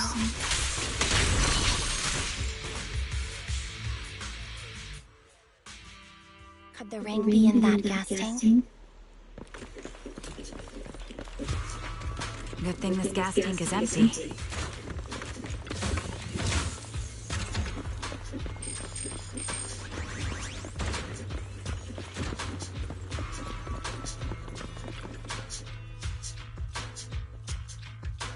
What happened to her? Her vital signs are gone. What happened? I guess this was her final scan. There's one thing I must remind you. Your time is running out. I'm not sure how you can tell, but you're right. I'm going to die in here.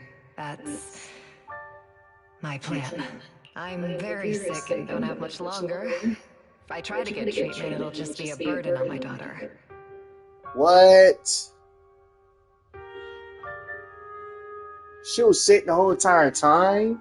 So I scammed my way through a bunch of physical exams and managed to take out a hollow corruption policy through Ravenlock Insurance.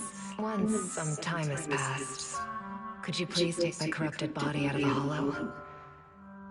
That will secure a generous compensation package for my daughter.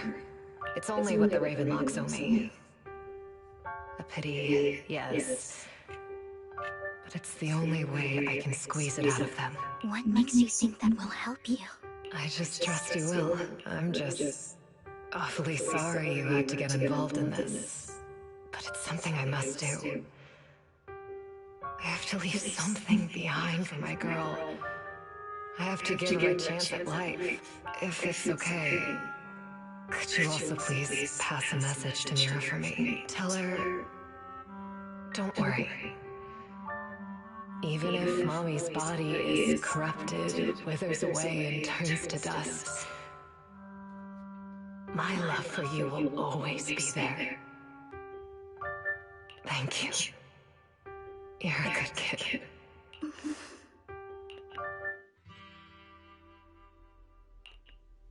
She was betting that we'd help her. So, you were aware of this the whole time? Yes. Because I saw it.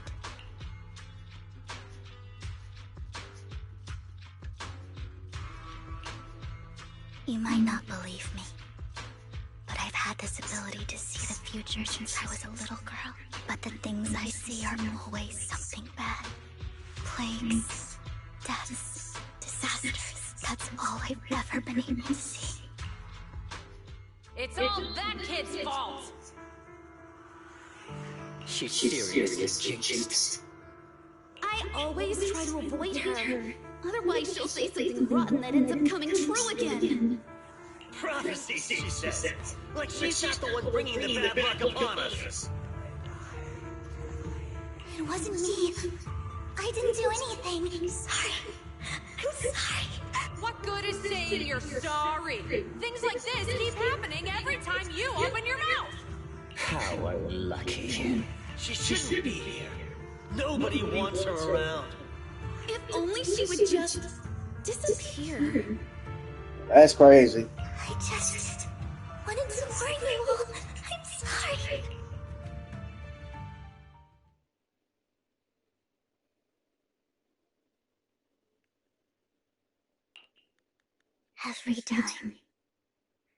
Every time is the same. In the end, there's nothing I can change. Sometimes I even wonder whether it's me predicting these things, or if my very existence is manifesting these calamities.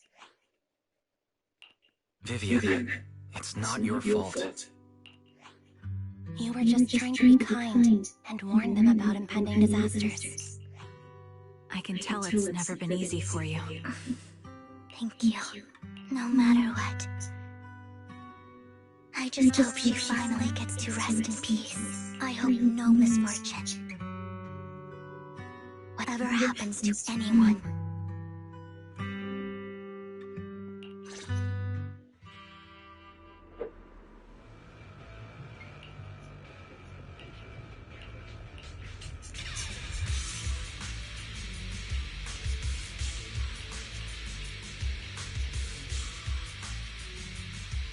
Foxy, do you believe that the future can be changed? In my memory, this has happened countless times already. I only see these misfortunes. Break them up! Why can't I even suffer from happiness?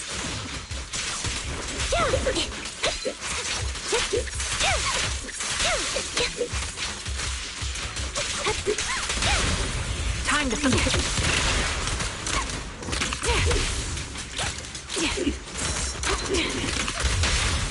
Focus here.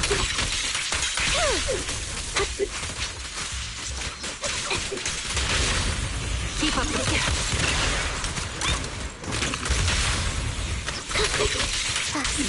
The fissure that we're looking for is up ahead.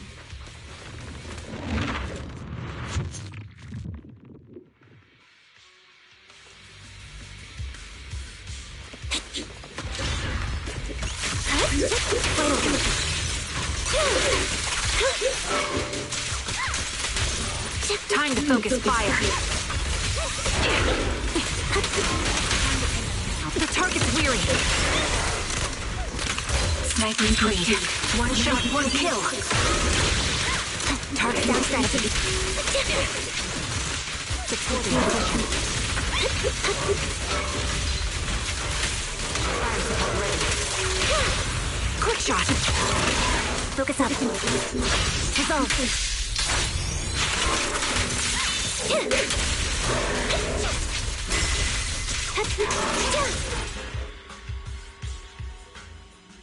I think it's about time. We should take that lady out of the hollow. You guys go on. Thank you. She gave us the intel we needed, so this is the least we could do. I hope everything else goes well for you. Master Proxy, is there anything you'd like to know? You can... Can you tell me a little more about your visions of misfortune? It's a really long story. These premonitions I see are not within my control, and they always come to me in a flash, like a flood of images in my mind. Most of the time, I see death, disease, accidents, and disasters. Of course, there are also some non-fatal mutilations, but every time, without exception, they end up happening. And I can never prevent or change them. That's all I have to say about it. If that offends Master Proxy and you don't want to hang out with me anymore, then I can understand.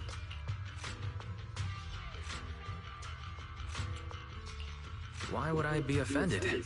That's just who you are, Vivian. Besides, we're friends. I've always considered this ability as a curse.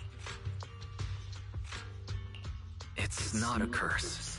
Actually, I think you've been given a gift. Thank you. Really? Well, it's getting late. Bringer's belongings ought to be around here somewhere. Let's take a closer look. According to the previous clues, what Bringer left behind is hidden inside a vending machine.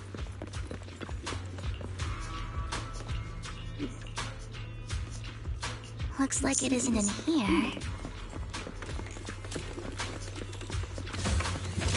Let's try this vending machine. It might be the one we're looking for. Strange, there's nothing in here.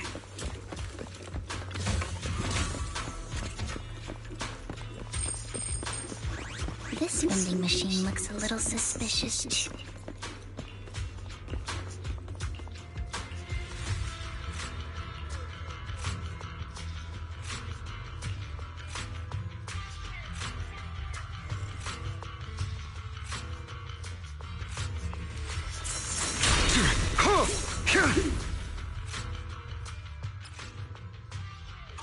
This is it.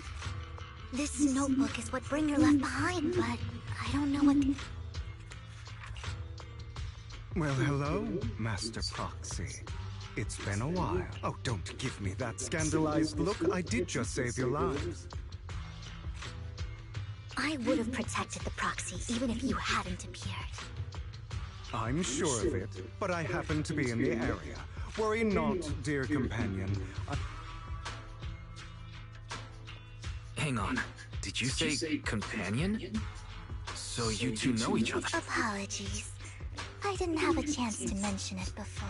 I'm actually part of the Phantom Thief Syndicate, Mockingbird. That's right. I was only able to slip in during the auction thanks to some help from Vivian backstage. So the whole time you were only bidding on the collection so you could get backstage and tamper with things? I warned you before. You can't rely on appearances. Don't worry, Master Proxy. We don't have any ulterior motives here. As you've probably heard, Mockingbird is a renowned phantom thieves syndicate in New Eridu that, despite its longevity, has managed to maintain the secrecy of its members' identities to this day. So, disclosing our identities to you is essentially the highest sign of good faith that a Mockingbird phantom thief can show. I guess that makes sense. Your trust is most appreciated. Mockingbird's purpose is very simple, really. To form long-standing and cooperative relationships with outstanding proxies, like yourself. We need your abilities. Before you make any decisions, please allow me to briefly explain the concept behind the Mockingbird Syndicate. We all know there isn't anything in this world that's fair. A prime example being the uneven distribution of wealth. People from tops splurge on luxurious collectibles, while the poor have to gamble with their own lives just to get by. Of course, besides wealth, there's also an unequal distribution in this world of happiness and suffering, hope and despair, love and hate. It's all just so unfair. Somebody has to do something to tilt the balance of the scales. And thus Mockingbird was born. We take from those who have far more than they deserve and give it to those who deserve to have more. If you ask me, that's enough to be considered a form of justice. All right. Thank you. I knew if, however, aside from these philosophical considerations, we also have a crisis on our hands to deal with. As you know, the Exaltists are plotting to use the power of sacrifice to launch an attack on all of New. We can provide you with all the latest intel, just like that notebook you found. And the most crucial part of this whole game, the sacrifice core, is currently in my possession, stopping the impending disaster from playing out.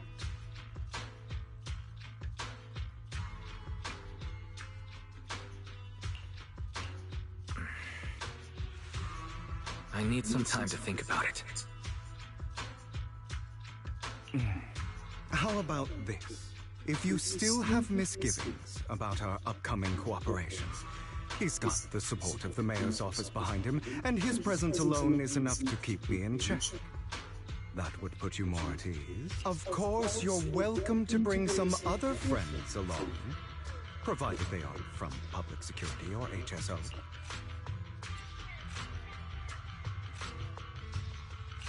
Well, if you're willing to let my... Great. It's a deal. Consider it a souvenir commemorating our first time working together. For now, we'll carefully look through the contents of that notebook. I'll contact you if anything comes up.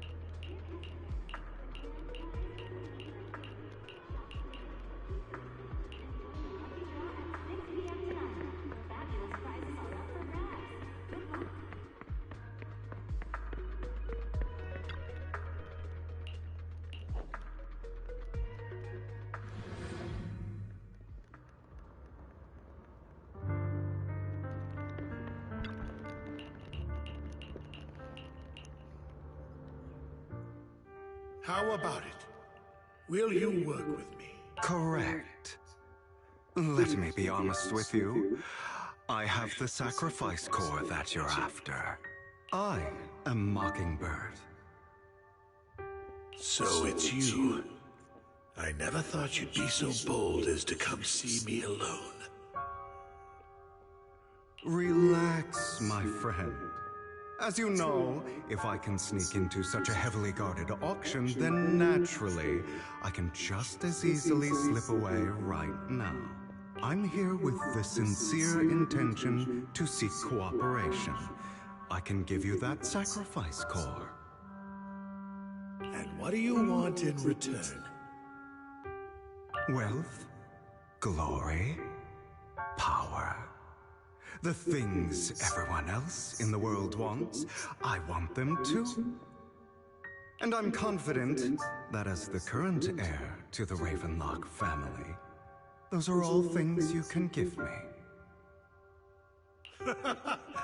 Then you've certainly come to the right place. My family is working on a big project. If things come to fruition, Ravenlock's status in Tops will significantly improve. At which point, I'll be sure to leave a spot for you.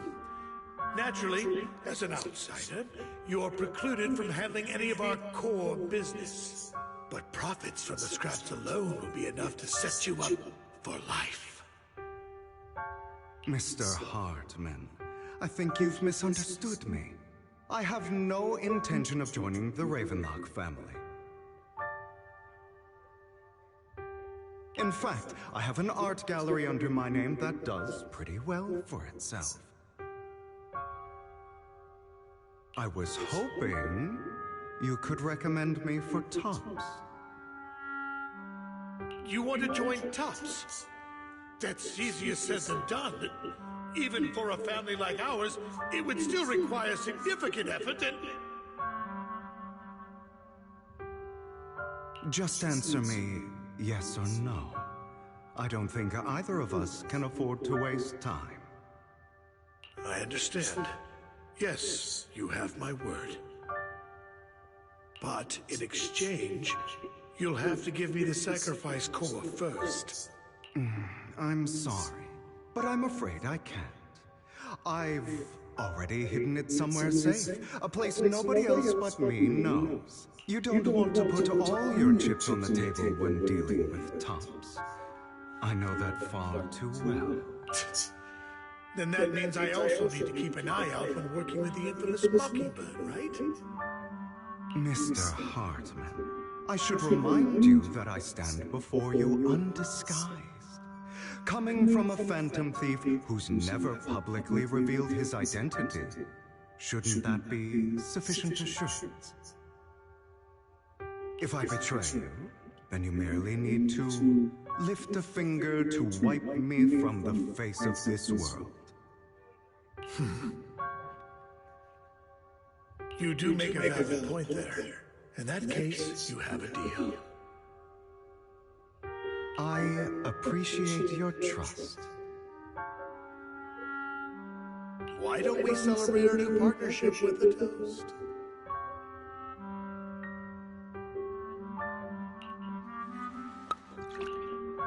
Having a drink before undertaking anything important is a family tradition. It's good luck. As an outsider, it's a real honor. By the way, you aren't the only member of your organization, are you? Shouldn't all your companions agree to this deal first? You don't have to worry about that. I'll make sure she agrees. Otherwise, I'll get rid of her too. Seems you'll do whatever it takes to get things done. Great things lie ahead for someone like you. All right, let's leave it at that for today. I'll contact you about what to do next. That's him! He's the one who killed Serena! She was the only one who was ever any good to him, right? That's how he repays her? That's why they say once a mongrel, always a mongrel. Just look into his eyes. Father! We have to punish him! Hugo must have poisoned her water so he could pass her! Pure evil. Typical for an impure bloodline. You should have been kicked out ages ago. Hugo, did you do all this? Yes, it was me. I killed her. He admitted it! Father, he must be expelled! He has no right to live under the same roof as us! Well, Jesus Christ, like, that his family talk to him like that? Why don't we reunite him with Serena then? Nobody would ever know. Hugo? Well done. My children, how many times have I told you before? In this world, only the most ruthless, cruel, and unscrupulous of people ever make it to the top. In this world, only the most ruthless, cruel, and unsolicited of people ever make it to the top. What? Also, now I can really see where he got his motivation from. Like Hugo here, who was willing to murder his only true loved one without a second thought. Only someone with the means and the gumption to do that is qualified to be my heir. Man, his whole family is evil. Incarnate. That way he grew up in, even incarnate. But I... It's all over now, and the results are obvious. The winner of this month's assessment is Hugo. As for the rest of you, go to the usual place for the punishment you deserve. Father! Before this, I was number one. As I've told you before, there's only room for one winner in this family. You're still a loser, even if it's by the smallest margin. And there's no reason for a loser to exist. This is all for your own good. Do you understand? Go on now. Receive your punishment for the sake of the family. Yes, I understand. I'm sorry.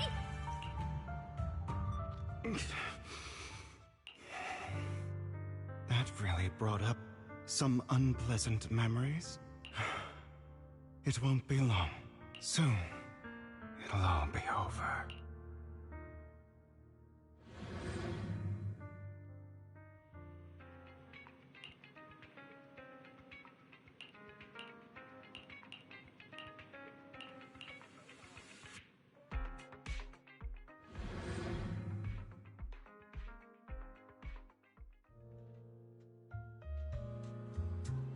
Thank you for escorting me here, Proxy. Man.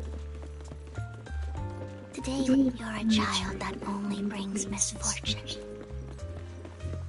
We gotta stop Hugo and that Tops People guy. have been saying that about me for a long time. Why do I only predict suffering? If I could predict happy things, joyful things, would people like me a little more?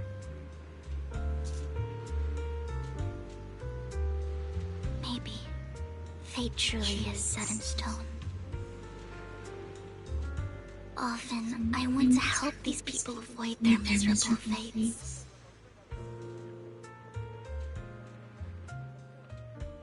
For a time, I even thought that I was successful, that I could change people's destiny.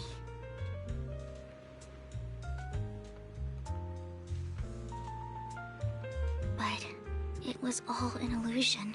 In the end, I couldn't do anything at all.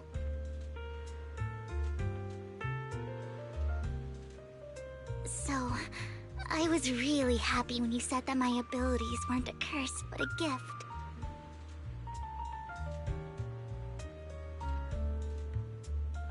Thank you, Proxy. I'm so glad to have met you.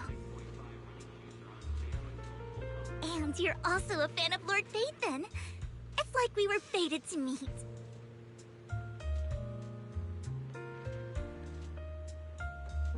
I don't know why, but I feel completely at ease when I'm by your side. I feel like I'm free from judgment, from blame.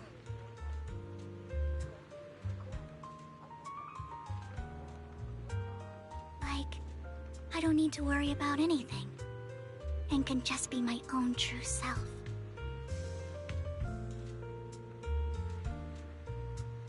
Perhaps people really do possess an aura, and ours just so happen to be extremely compatible.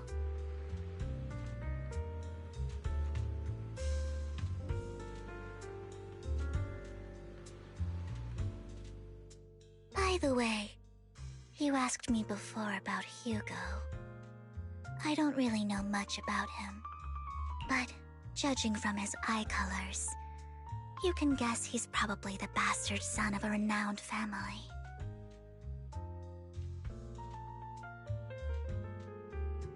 I think his mother was very worried about his different colored eyes, and even wanted to get rid of him at one point. And just like that, he moved from a leaky and drafty boarding room to a luxurious mansion. But he's also mentioned that the extravagant home is actually like hell for him. I think it's probably because the family treats him terribly. I digress. He ran away and ended up meeting Lycon and his master. After that, they formed Mockingbird together and experienced a rare period of happiness. So, what's your take on Hugo? I imagine I would still be wandering around now if I had never met him. To me, Hugo is just like an older brother. I've always felt as though he's carrying some heavy burden with him. But that's a secret he's kept to himself. Something he'll never tell me. Sometimes when I look into his eyes, I can feel that he's really struggling with something. Even though he may say some extreme things, Hugo really isn't a bad person. I think one day he'll tell me his secret. Until then, I just have to wait. Wait and trust him.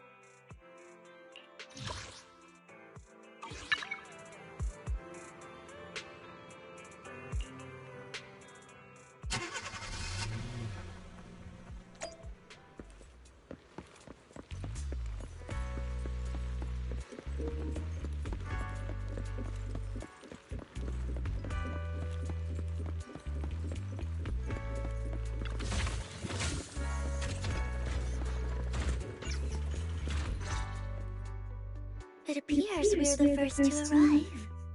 I thought we were running late. This might sound weird, but it's nice to think about getting to work with you from now on. I don't really know why that makes me feel so happy. It's because we're fellow fans! Anyone who likes Lord Phaethon can't be a bad guy. You're right. Of course, Lord Phaethon is the greatest there will ever be, but you're definitely the best proxy I've ever met in person. Hugo told me before that you're really skilled, and he said we'd get along great. I never expected he'd be so right. Oh, by the way, would you like to come by my place if you have time later? I have a huge collection of Lord Phaethon merch. Phaethon, Lord Phaethon doesn't have any merch out there, right? I mean, we don't even know what he looks like, for starters. All my own original merch, like screenshots of old internet comments. I print them out and turn them into postcards, plus the avatars Lord Phaethon's used, the music playlist they recommend. I've organized it all. I'd love to show it all to you if we get the chance. Well, I appreciate the thought.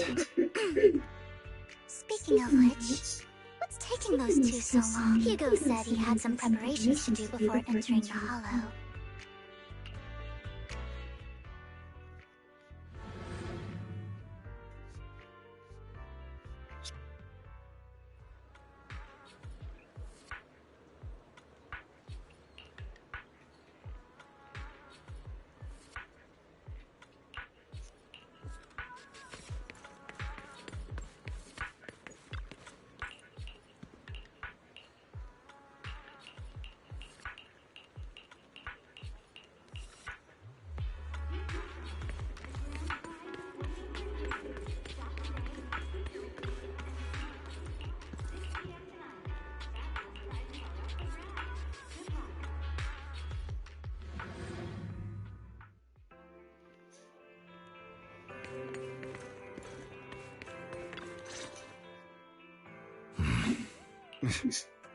This is getting to be more than just a coincidence, don't you think? Or perhaps you are actually stalking me. If I was stalking you, you would never know. Overconfident as always. You haven't changed at all. We just make it a habit to check the state of our weapons prior to combat. Thanks for that little reminder. I almost forgot. I didn't expect you to let me join. What else could I do? Master Proxy would have insisted on having you join us. I never expected for us to have a chance to enjoy some pleasant conversation like this. Without our weapons drawn, that is. It really has been too long. I still remember when we first established Mockingbird. Indeed. That was a long time ago. Thankfully, Jack went in peace. He must have known about his condition for some time. He even left us with instructions. Passing peacefully in your sleep is the most natural way to go. I'm happy for him. By the way, Lycon, have you given it any thought yet? You mean about our guild for Phantom Thieves? Yeah. It's time for us to build an organization of our own. Jack always supported the idea, didn't he? I don't have any objections. But what should we call it then? How about Mockingbird? It's a bird known for mimicking the calls of others to blend in. The same way we don high society roles for ourselves when we're out on a mission. Oh, oops. I nearly forgot. You're a terrible actor, and you're always flubbing your lines. I guess we can rule out that name then. No, call it Mockingbird. We're always just sitting on an act, aren't we? I won't slip up on our next mission. Besides, we still ran missions together even when we didn't have a name. Having one now won't really make a difference. No. It does make a difference, Lycon. And I don't just want a name. I want Mockingbird to become a symbol.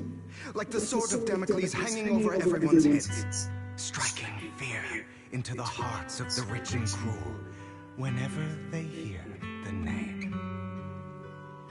Just like Jack used to say, this world isn't fair. So that's why we have to influence it however we can. And change things in our own way.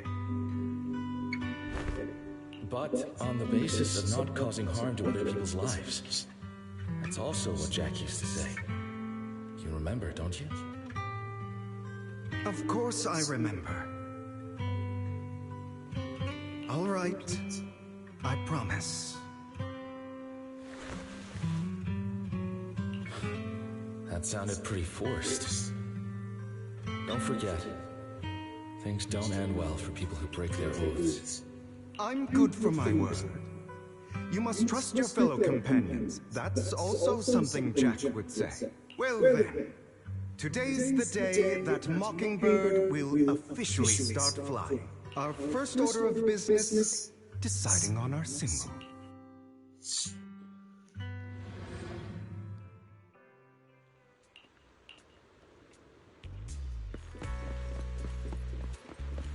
Lexus.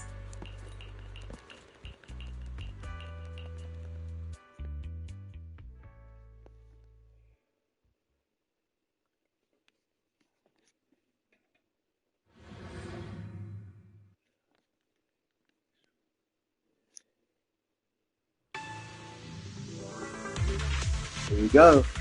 I didn't expect the coordinates in Bringer's notes to lead here.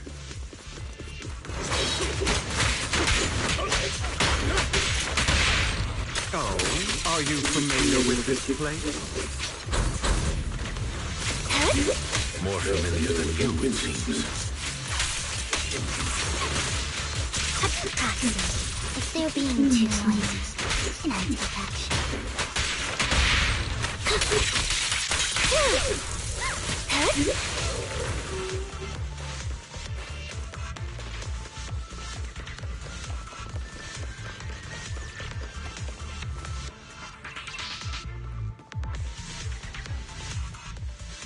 I don't enjoy obstacles in my path.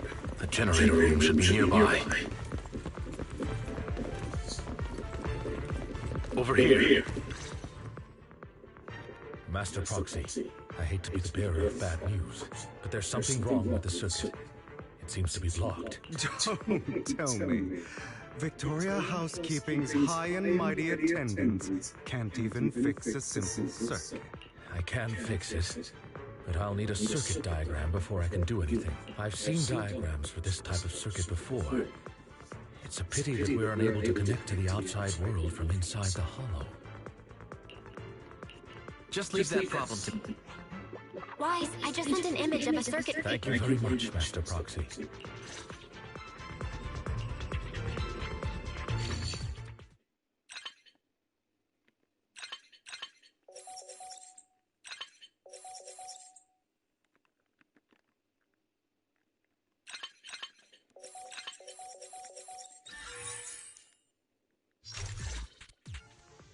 The circuit is fixed. We should now... Wait up. Wait a second. Something just doesn't add up. It's all coming together now. Communicating with the outside world from within a hollow. And... could it be... your Lord Nathan? Impossible. There's no way. But then again, only Nathan could have done that. I mean, you're an incredible proxy, sure. And you're a good person. But could you really be Lord Nathan? That's me. I'm Faithin. Sorry, I just never had the opportunity to tell you. Unbelievable. Lord Nathan! I've been your biggest fan for years now! Goodness me, Lord Nathan was right in front of me all along, and I had no idea. This is like a dream. Could you... I mean, if you're willing, could you please give me an autograph and a group photo and...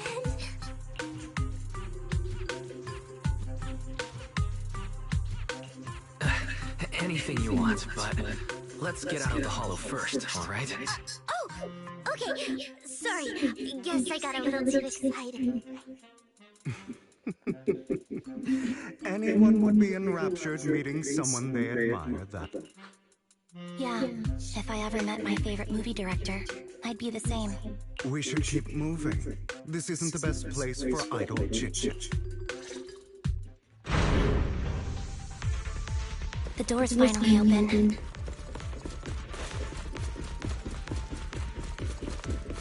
The proxy is Nathan. Nathan is the proxy. This is a dream. I never want to wake up.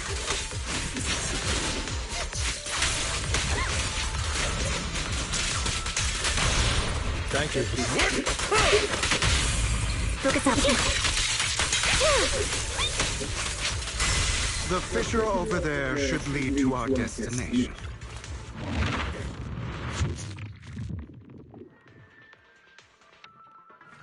There are more ethereals around.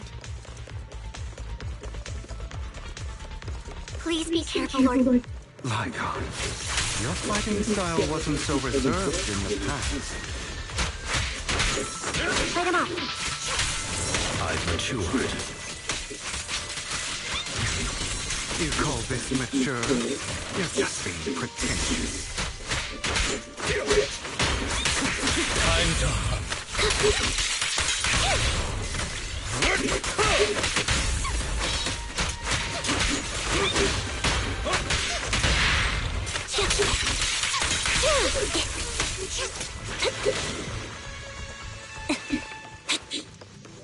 difficult foe, that one. Let us leave this place at once. Ensuring Master Proxy's safety is our highest priority.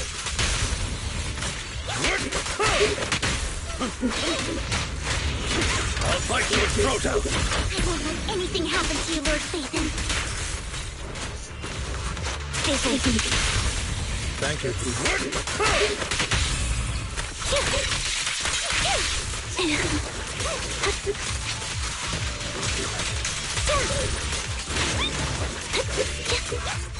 I won't back down. Lord Phaethon, how are you feeling? Are you tired? Do you need a break? Some food? Water?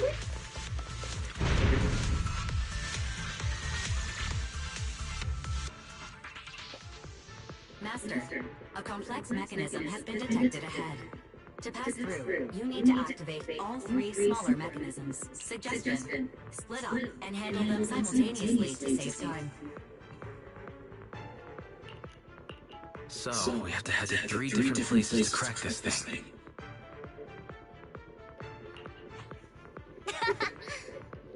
Huh? We're splitting into 3 groups? I can take care of one myself.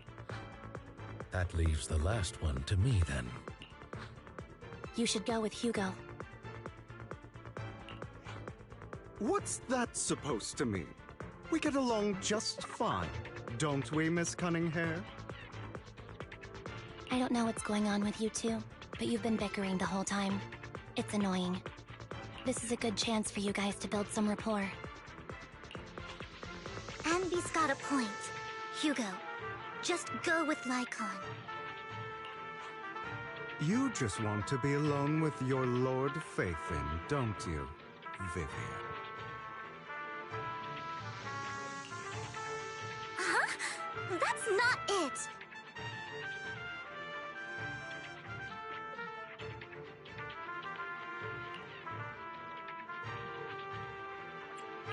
Maybe we should go over it all again. You know, just in case anyone's not fully on board. There's no need, Master Proxy. Our top priority right now is to crack the mechanisms as soon as possible. It's just a simple mechanism. I can handle it solo. Lycon. I really want to recommend you two some movies for a crash course on teamwork.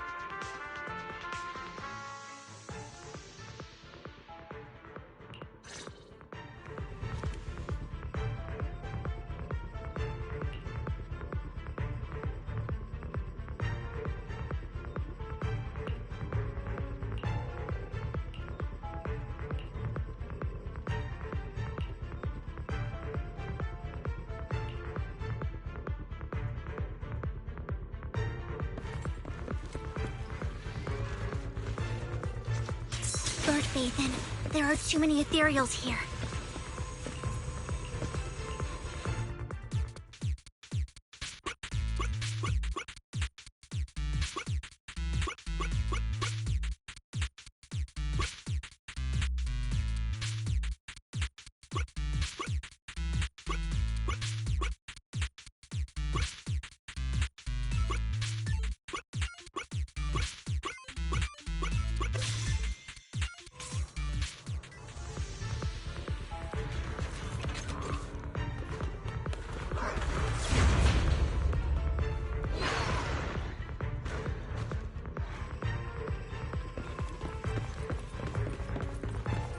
Lord Phaethon, seems like we both need...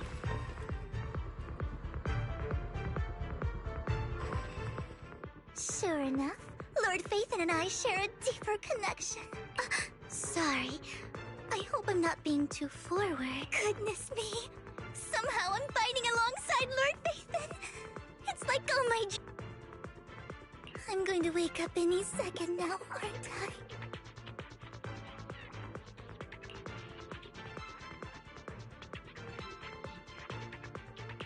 No, this isn't a dream. I'm real. See? You can even hold my hand. Not only is Lord Phaethon incredible, but super kind. That's it. I pledge to be a die-hard Lord Phaethon fan until my very last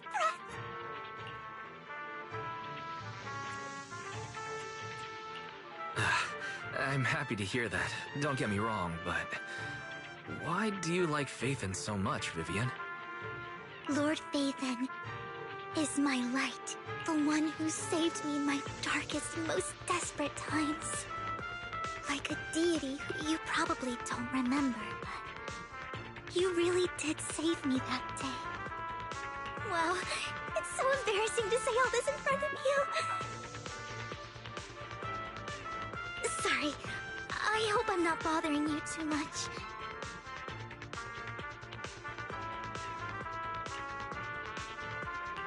No, you're not a bother at all. Thank you for your loyal support. I should be the one thanking you. Sorry to keep babbling like this. I wonder how the others are doing. I'm sure Anby will be able to manage. She's great at that. As for Hugo and Lycon... There are too many ethereals here. Though, it's not a huge problem.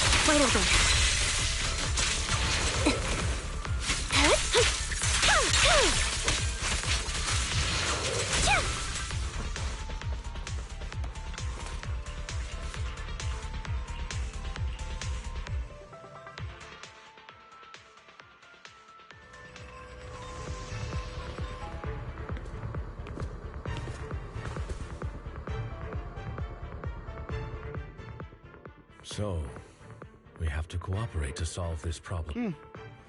That's a real shame. I have no intention of arguing with you right now. Master Proxy and Miss Vivian are elsewhere, and we must rendezvous with them post-haste. What a coincidence. That's exactly what I was thinking. Just this once, we should trust each other. For the Proxy. I have no objections. Very well. Then you'd better keep your word. I know you've never fully trusted me, Lycon, even before it all fell apart. You wanted to speak to me alone? So that's Jack. I know you and Hugo are as thick as thieves and don't hide anything from one another. But you can't tell him what I'm about to tell you. Did something happen with him? Hugo is an intelligent and gifted child. He learns everything I teach with ease. In time, he'll grow beyond me. Reach a place where people will marvel and look up to him as a beacon. Yeah. As much as I hate to admit it, always picks things up just a teeny bit quicker than me. But none of that matters, because I can overpower him easy. I don't think being gifted is a good thing for him. What do you mean? He bears a dark and painful past. What he was taught, the hatred he was faced with, everything he picked up. It's all become an integral, inseparable part of him. I believe that beautiful flowers can blossom even in the darkest abyss. But the roots of that flower would draw from evil instead of good. Hatred instead of love. It's a curse that flows through his lineage.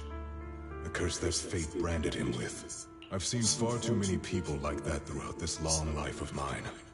They struggle with this curse their whole lives. But they all end up failing in the end. The path of light is narrow and fleeting. And the darkness is filled with such temptation that dropping your guard for even just a moment can send you spiraling straight into the abyss. Do you mean Hugo's going to be a bad guy? Well, you can put it like that. Pretty much the same though too. I ain't gonna sugarcoat, but yes, absolutely. Because the path that where he's going and the stuff that he's dealing with, exactly where he's heading into. And you about to experience that firsthand. I don't know.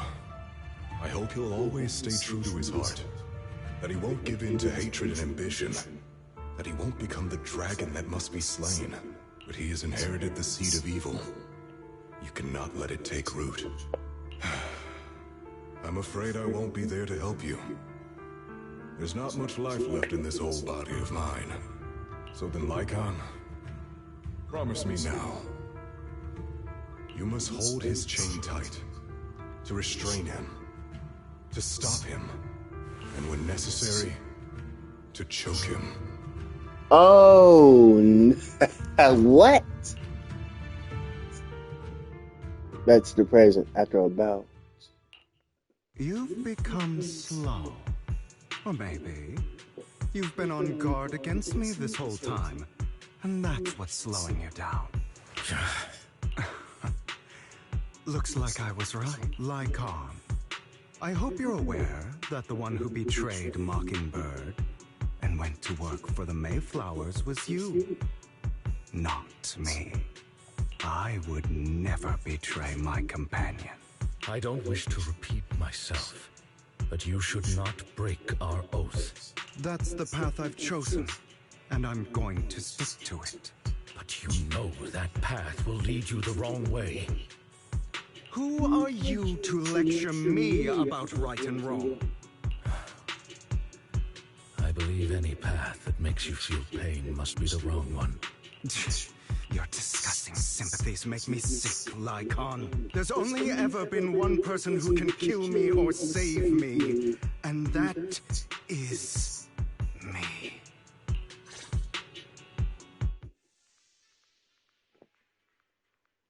Great, it worked!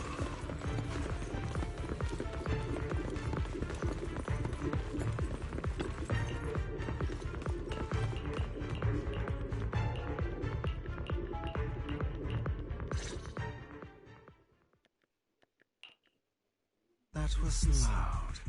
What's happening up ahead? Hold on, everyone. I'll go check it out. It's probably multiple ethereals attacking. Just in case, I'll go with you. Vivian, you should go with them too. Keep an eye on Lycon, will you? I'm worried he might sell us out to the mayor when he gets the chance. I'd never do that. But if Miss Vivian wishes to join us, she's more than welcome. Okay, then I'll go with you. Why do you look so nervous? I've spent so much time by your side already. I need to get away from Lord Phaethon for a little bit, or I might die from this overwhelming happiness. If that's the case, Miss Vivian, feel free to come along with me. Okay. All right. So, how does it feel to be worshipped, Lord Phaethon? You had that figured out a while ago, didn't you? Sharp as always. But of course, I couldn't spoil it for her. She has to figure it out on her own. That's what makes it special.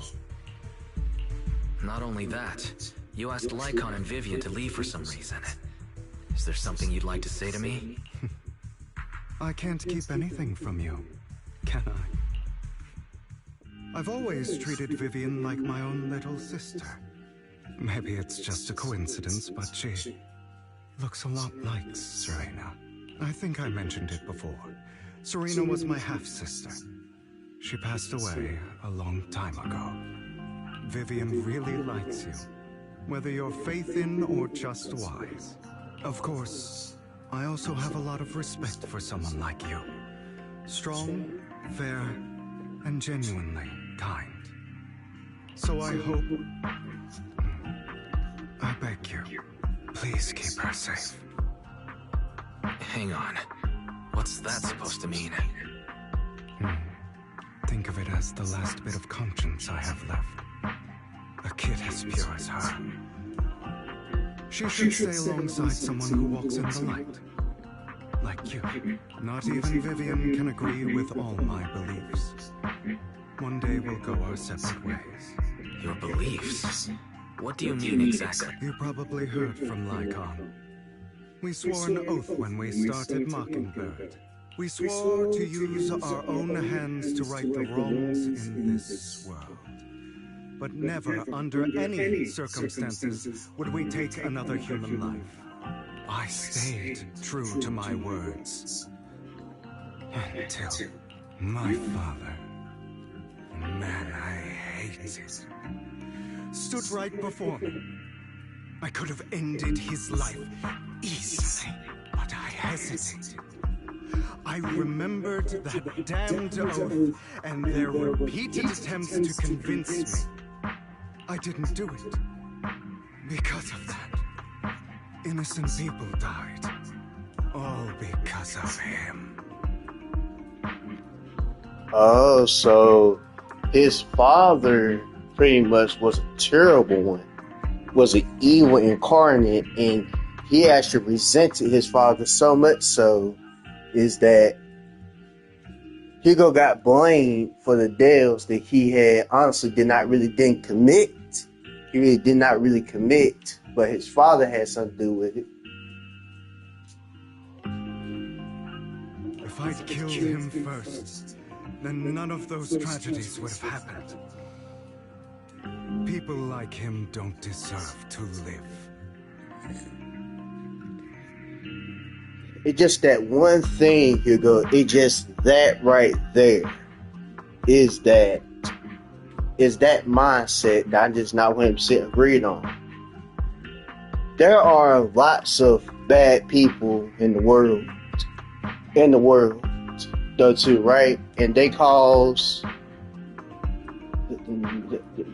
bad things to happen, and we don't know the full story behind that. But like there are people who just very bad people, but that just really did not really mean is that they reach out that mindset of that people like him don't deserve to live. That is not the right way really to do so. I think that's up to the higher power to really to decide is to have the final say to that. After that, I realized sometimes taking one life really can save countless others.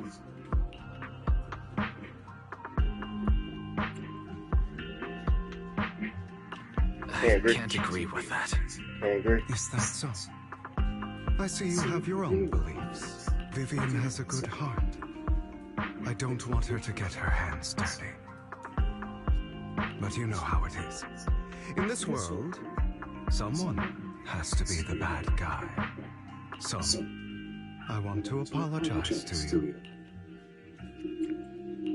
Why apologize all of a sudden? You're incredibly strong, kind, capable, and really, really lucky. The world needs more people like you. Remember that revenge movie I told you about? Children of Devils. I still haven't found it, but I came across another videotape with the same name. Turns out, in that story, the children of devils are actually the children of gods.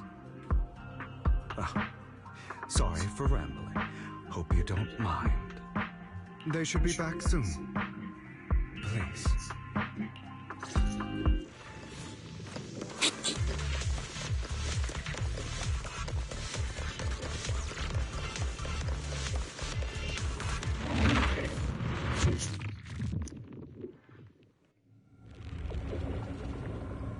Alright, cutscene. It's gotta be where the final. It's gotta be where our boss is gonna be up here. It looks like a cocoon. Careful, everyone. If I'm not mistaken, that's a sacrifice in there. It appears to be in hibernation. We don't know when it'll wake up.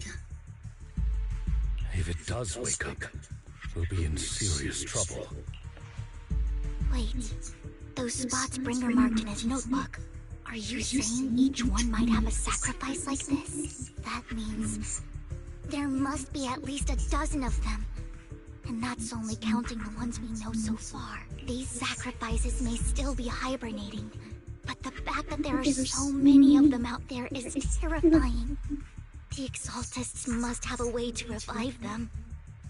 And that's not all. These sacrifices can exist outside the Hollows. If they make their way into populated areas... I'm afraid it will lead to a catastrophic disaster likened to the fall of the old capital. That's almost certainly what they meant by vengeance against all New Eridu.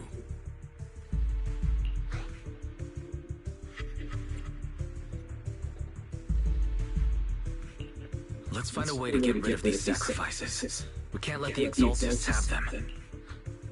Thank you for helping me find the sacrifice. But sorry, kids. You won't be the ones to keep it. It's that annoying old man. Why is he here? I'd advise you to choose your words wisely, young lady. You were from the Ravenlock family. So it was you. That face. Oh, I know you. I heard about what happened to your friend. Truly unfortunate. If only she'd been smarter. It seems your goal was this sacrifice all along. You've been tailing us, haven't you? Keeping your distance so that I wouldn't notice. As expected of a wolf Thyran, you are very perceptive. That's right. All thanks to your ex-partner, we were able to carry out our plan smoothly. My ex-partner? I'm not exactly happy being called that, but what he said is true. Wait, Hugo, what do you mean? I made a deal with Mr. Hartman in advance. He switched sides. So, would you kindly step aside and let us have this sacrifice? Of course, you can choose to refuse, but if you do, then I'll have to take coercive measures.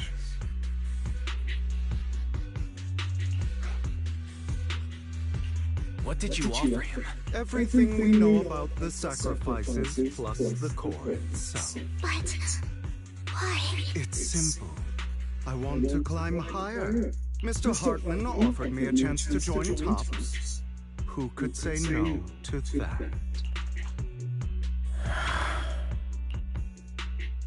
No. Impossible. You promised to help me investigate the Exaltists. Hugo had been... It's crazy. The whole point of Mockingbird was to do anything it takes to bring a little justice to this world. Was all of that just a lie? You're just too gullible, Vivian. I also told you, everybody lies. To hide their true intentions, people lie so smoothly, they don't even bat an eye. You... What a wonderful show of betrayal and backstabbing! Bravo! I've got no interest in your little feud. But would you all be so kind as to step aside? My men still have some delicate handiwork to do. To extract that sacrifice behind you. Over my dead body. Hugo, why in the world would you do that? Instead of wasting your time on idle chatter, why not focus your energy on the battle ahead?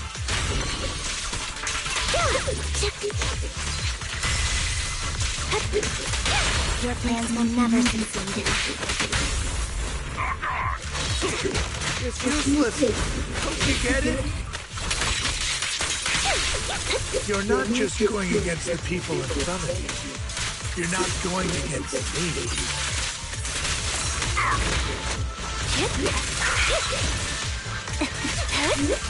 Rather, the entire Ravenlock family, even the whole of Tops. Flip a switch. There's no chance of victory for you.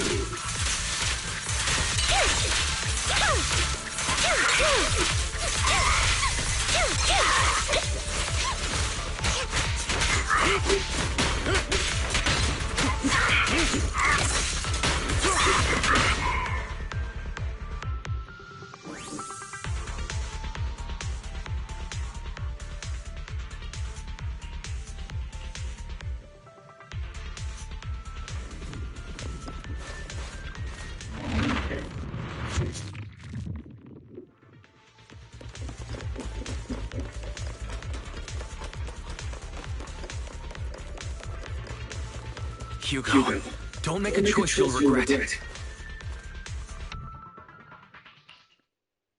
Oh, you guys are such a pain. Hugo, stop standing around. Time for you to act. We had a deal.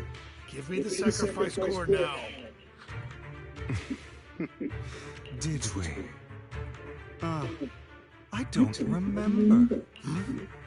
I imagine this is your favorite kind of entertainment. Watching allies betray each other, suspicion festering until it all turns to bitter hatred. Seeing people tear each other apart like wild beasts, just like your decaying family. Does it comfort that dead conscience of yours?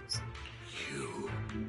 What's that supposed to mean? I am loving the look on your face right now. Right when you think you've succeeded, I'm here to tell you it was all fake. None of it was real. Let this pain sink in. It's karma for what you did to me back then. Wait a minute. Is that his father right there? You're insane. I have no idea what you're talking about. You still don't recognize me, do you? Let me give you a little hint. My full name is Hugo Vlad Ravenlock. That's impossible. You're part of our family?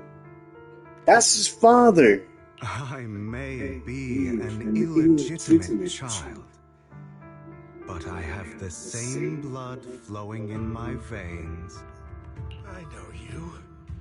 You're that bastard of his. Damn it. I could have sworn you were already. Well, it might be his stepfather right here. My dear uncle, you were never worthy of your position. You have no claim to the Ravenlock lineage. You may have killed all of my father's other children, but sorry to disappoint. I'm still alive. I am the true heir to the Ravenlock family. You're a bastard. You have no right to inherit the family. That's not for you to decide. Master Edmund is very supportive of my claim. Edmund? That's impossible. You weaseled your way into Tops Inner Circle! Master Edmund doesn't care who achieves his goal. In other words, he'd happily let me take over the Ravenlock family, as long as I'm more competent than you. This can't be! You don't know the family's real secret! I know a lot more than you think, including everything that you've done. Just give up. You never even stood a chance. Damn it. This was all fake, right? You were just putting on an act to fool this old man, right? I actually fell for it. Don't do that again. At least give give us a heads up next time. Vivian, everything I did was to rightfully inherit the Ravenlock family. That part is true. Now, I'm going to kill this man who stole what was never his. I'll make sure he can never be a threat again. You can't kill him. We still need information from him on the sacrifices and the exaltists. You must be misunderstanding something, Lycon.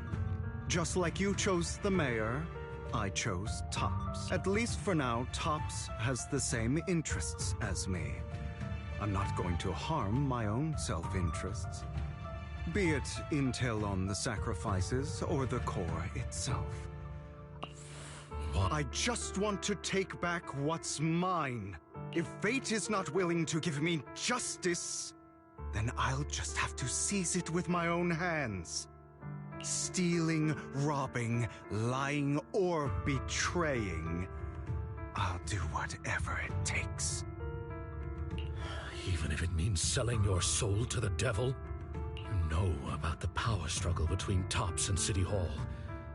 Those elites at Tops would be only too happy to see the Exaltists plotting a grand attack on New Eridu using sacrifices. That would severely harm the Mayflower's reputation and approval rating in New Eridu. If that happens, countless people will die! I'm sorry it has to be this way, but I have to do this. I'm going to get everything Master Edmund wants. Inherit the Ravenlock name, climb to the top. And then I'll be able to change everything for good. For a permanent and absolute victory. We must endure the pain of cutting away rotten flesh. And persevere through the darkest hour before dawn. Someone has to do it.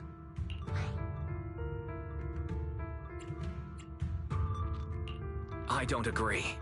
Sounds like some twisted logic to me. Yes, that thing it sounds too twisted. It sounds too crazy, deranged. If we end up doing that, then you be no better than the rest of them bad people for. You wouldn't be no better. You'd be the worst one of them all. This is the path I've chosen. Without power, resources, or strength, we can't do anything. Mockingbird is the perfect example. All the talk about using our power to tip the scales of justice and hover over them like the sword of Damocles. It's just a delusion. In their eyes, we're nothing but annoying gnats. Mockingbird has never really changed anything, or saved anyone. Never in the past, not now, and never will in the future. None of it matters.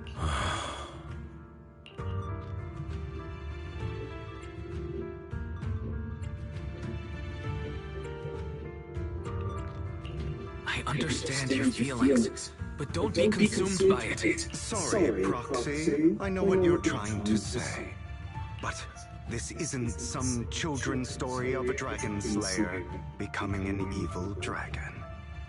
Sometimes, to slay the dragon, you must first become one. With sharp claws, rending fangs, and strength enough to destroy anything. Man, this is freaking insane. Like, Hugo is definitely really like, he's really like trying, like, he literally transforming into the thing that he end up hating the most. They pretty much really don't like it. He's transforming into the let's see, it's like a cycle pretty much too. Another bad person who basically had grew up good, then eventually down the road they end up transforming into doing the same old, like, to the same thing that they really despise. They end up becoming one. So I will bloody my hands. I will carry the weight of my sins. I will become the abyss.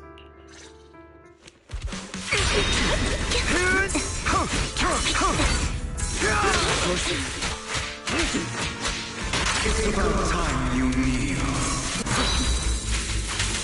Not fair.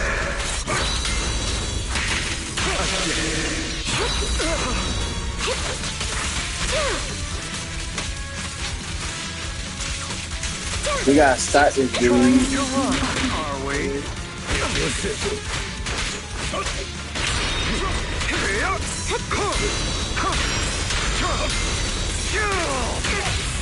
A perfect combo.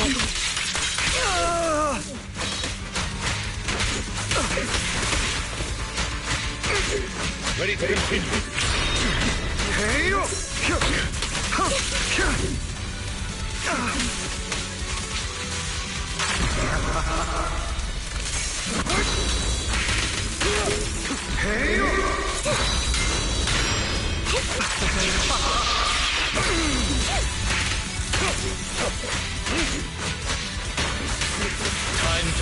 Flip a switch. Everything you just said. Is that what you truly believe?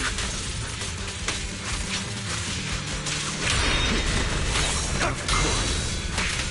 Are you surprised? I have never once thought that Mockingbird was a failure. Is that all? Our actions, no matter how childish or flawed, must have made their mark on the world.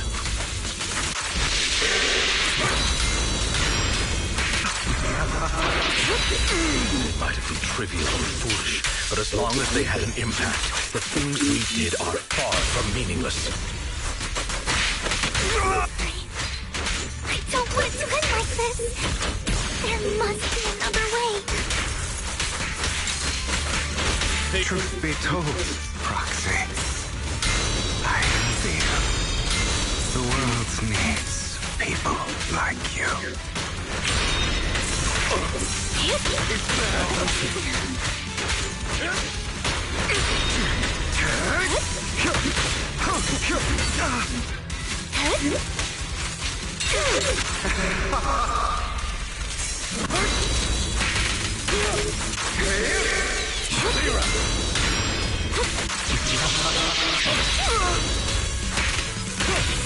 Flip a switch.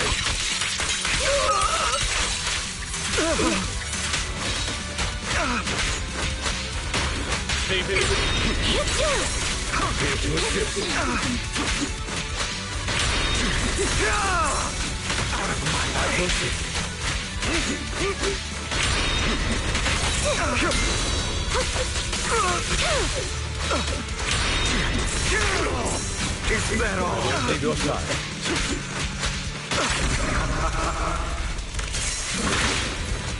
Pathetic. All right, you got me. But too bad. I have my own methods.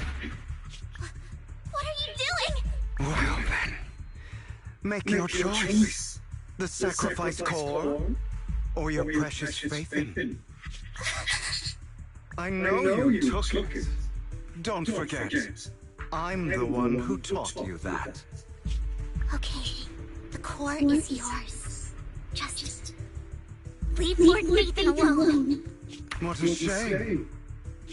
Did you really think I'd keep my promise? That's right.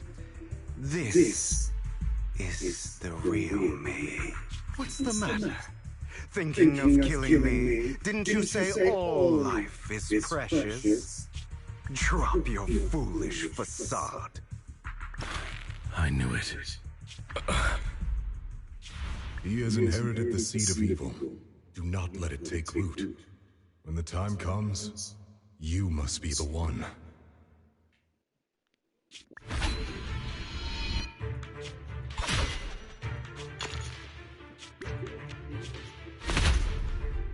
Go on, kill me. If you've got the guts, do it, traitor.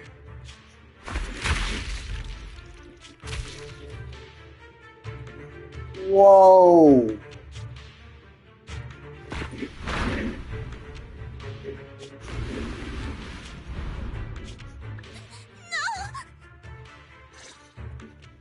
Master Proxy, are you okay? Are you hurt? Don't worry. I'm fine. I just didn't expect things to turn out like this. Lord Nathan, I'm sorry. I had no idea Hugo would do that to you. I'm so sorry. It's all right. No matter what, this isn't your fault, Vivian. If only I'd noticed sooner. I should have realized earlier. Hugo, That's a hollow down there. If you need, I can arrange for someone to go in and search for his body. That isn't necessary. To be frank, I thought you'd hate him for his betrayal, Miss Vivian. I do hate that he's keeping things from me, but all these years, Hugo's been like family to me. I believe he's still with us. His injuries were so severe. Even before he fell into that hollow, I'm afraid he might have already... I'm terribly sorry, but I must tell you, it is impossible for Hugo to be alive. My hand went through his heart. Sorry to interrupt, everyone, but just so you know, Hartman's gone. Probably slipped away during all the chaos. I'm sorry, I was so focused on Master Proxy's safety. I wasn't paying attention to him. Same, but it doesn't matter. We all know what he did, and he will pay for what he did today. Yes. Well then.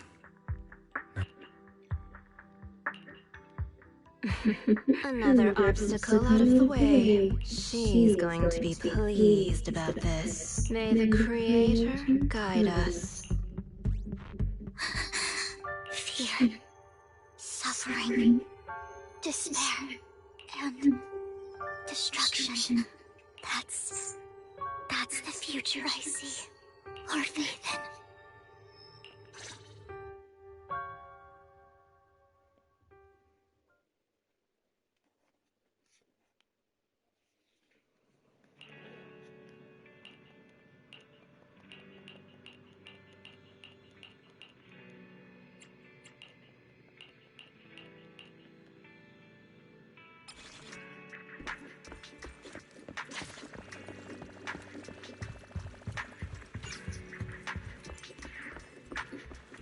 Man, like, that was a very nice episode. Man, I actually like this story right here. Well, I think I might stop from here to that. I pretty definitely hope y'all can learn from this chapter of these stories. The stories they pretty much really tell, pretty much too. Well, I pretty hope y'all really enjoy. And once again, I just want to let y'all know Tuesday. I hope y'all hit that follow button on Twitch. I hope y'all like the stream and follow me on my YouTube channel, Chili Games, pretty much too. I also have a reaction channel on Chili on Chili Reacts on TikTok and Instagram. Hope y'all follow me over there too as well. Well, like, thank you, and I hope y'all have a very nice day, and I'll be back. I'll be back later on some more stream. All right. I hope everybody's having a very good day. I'll see y'all later. Bye-bye.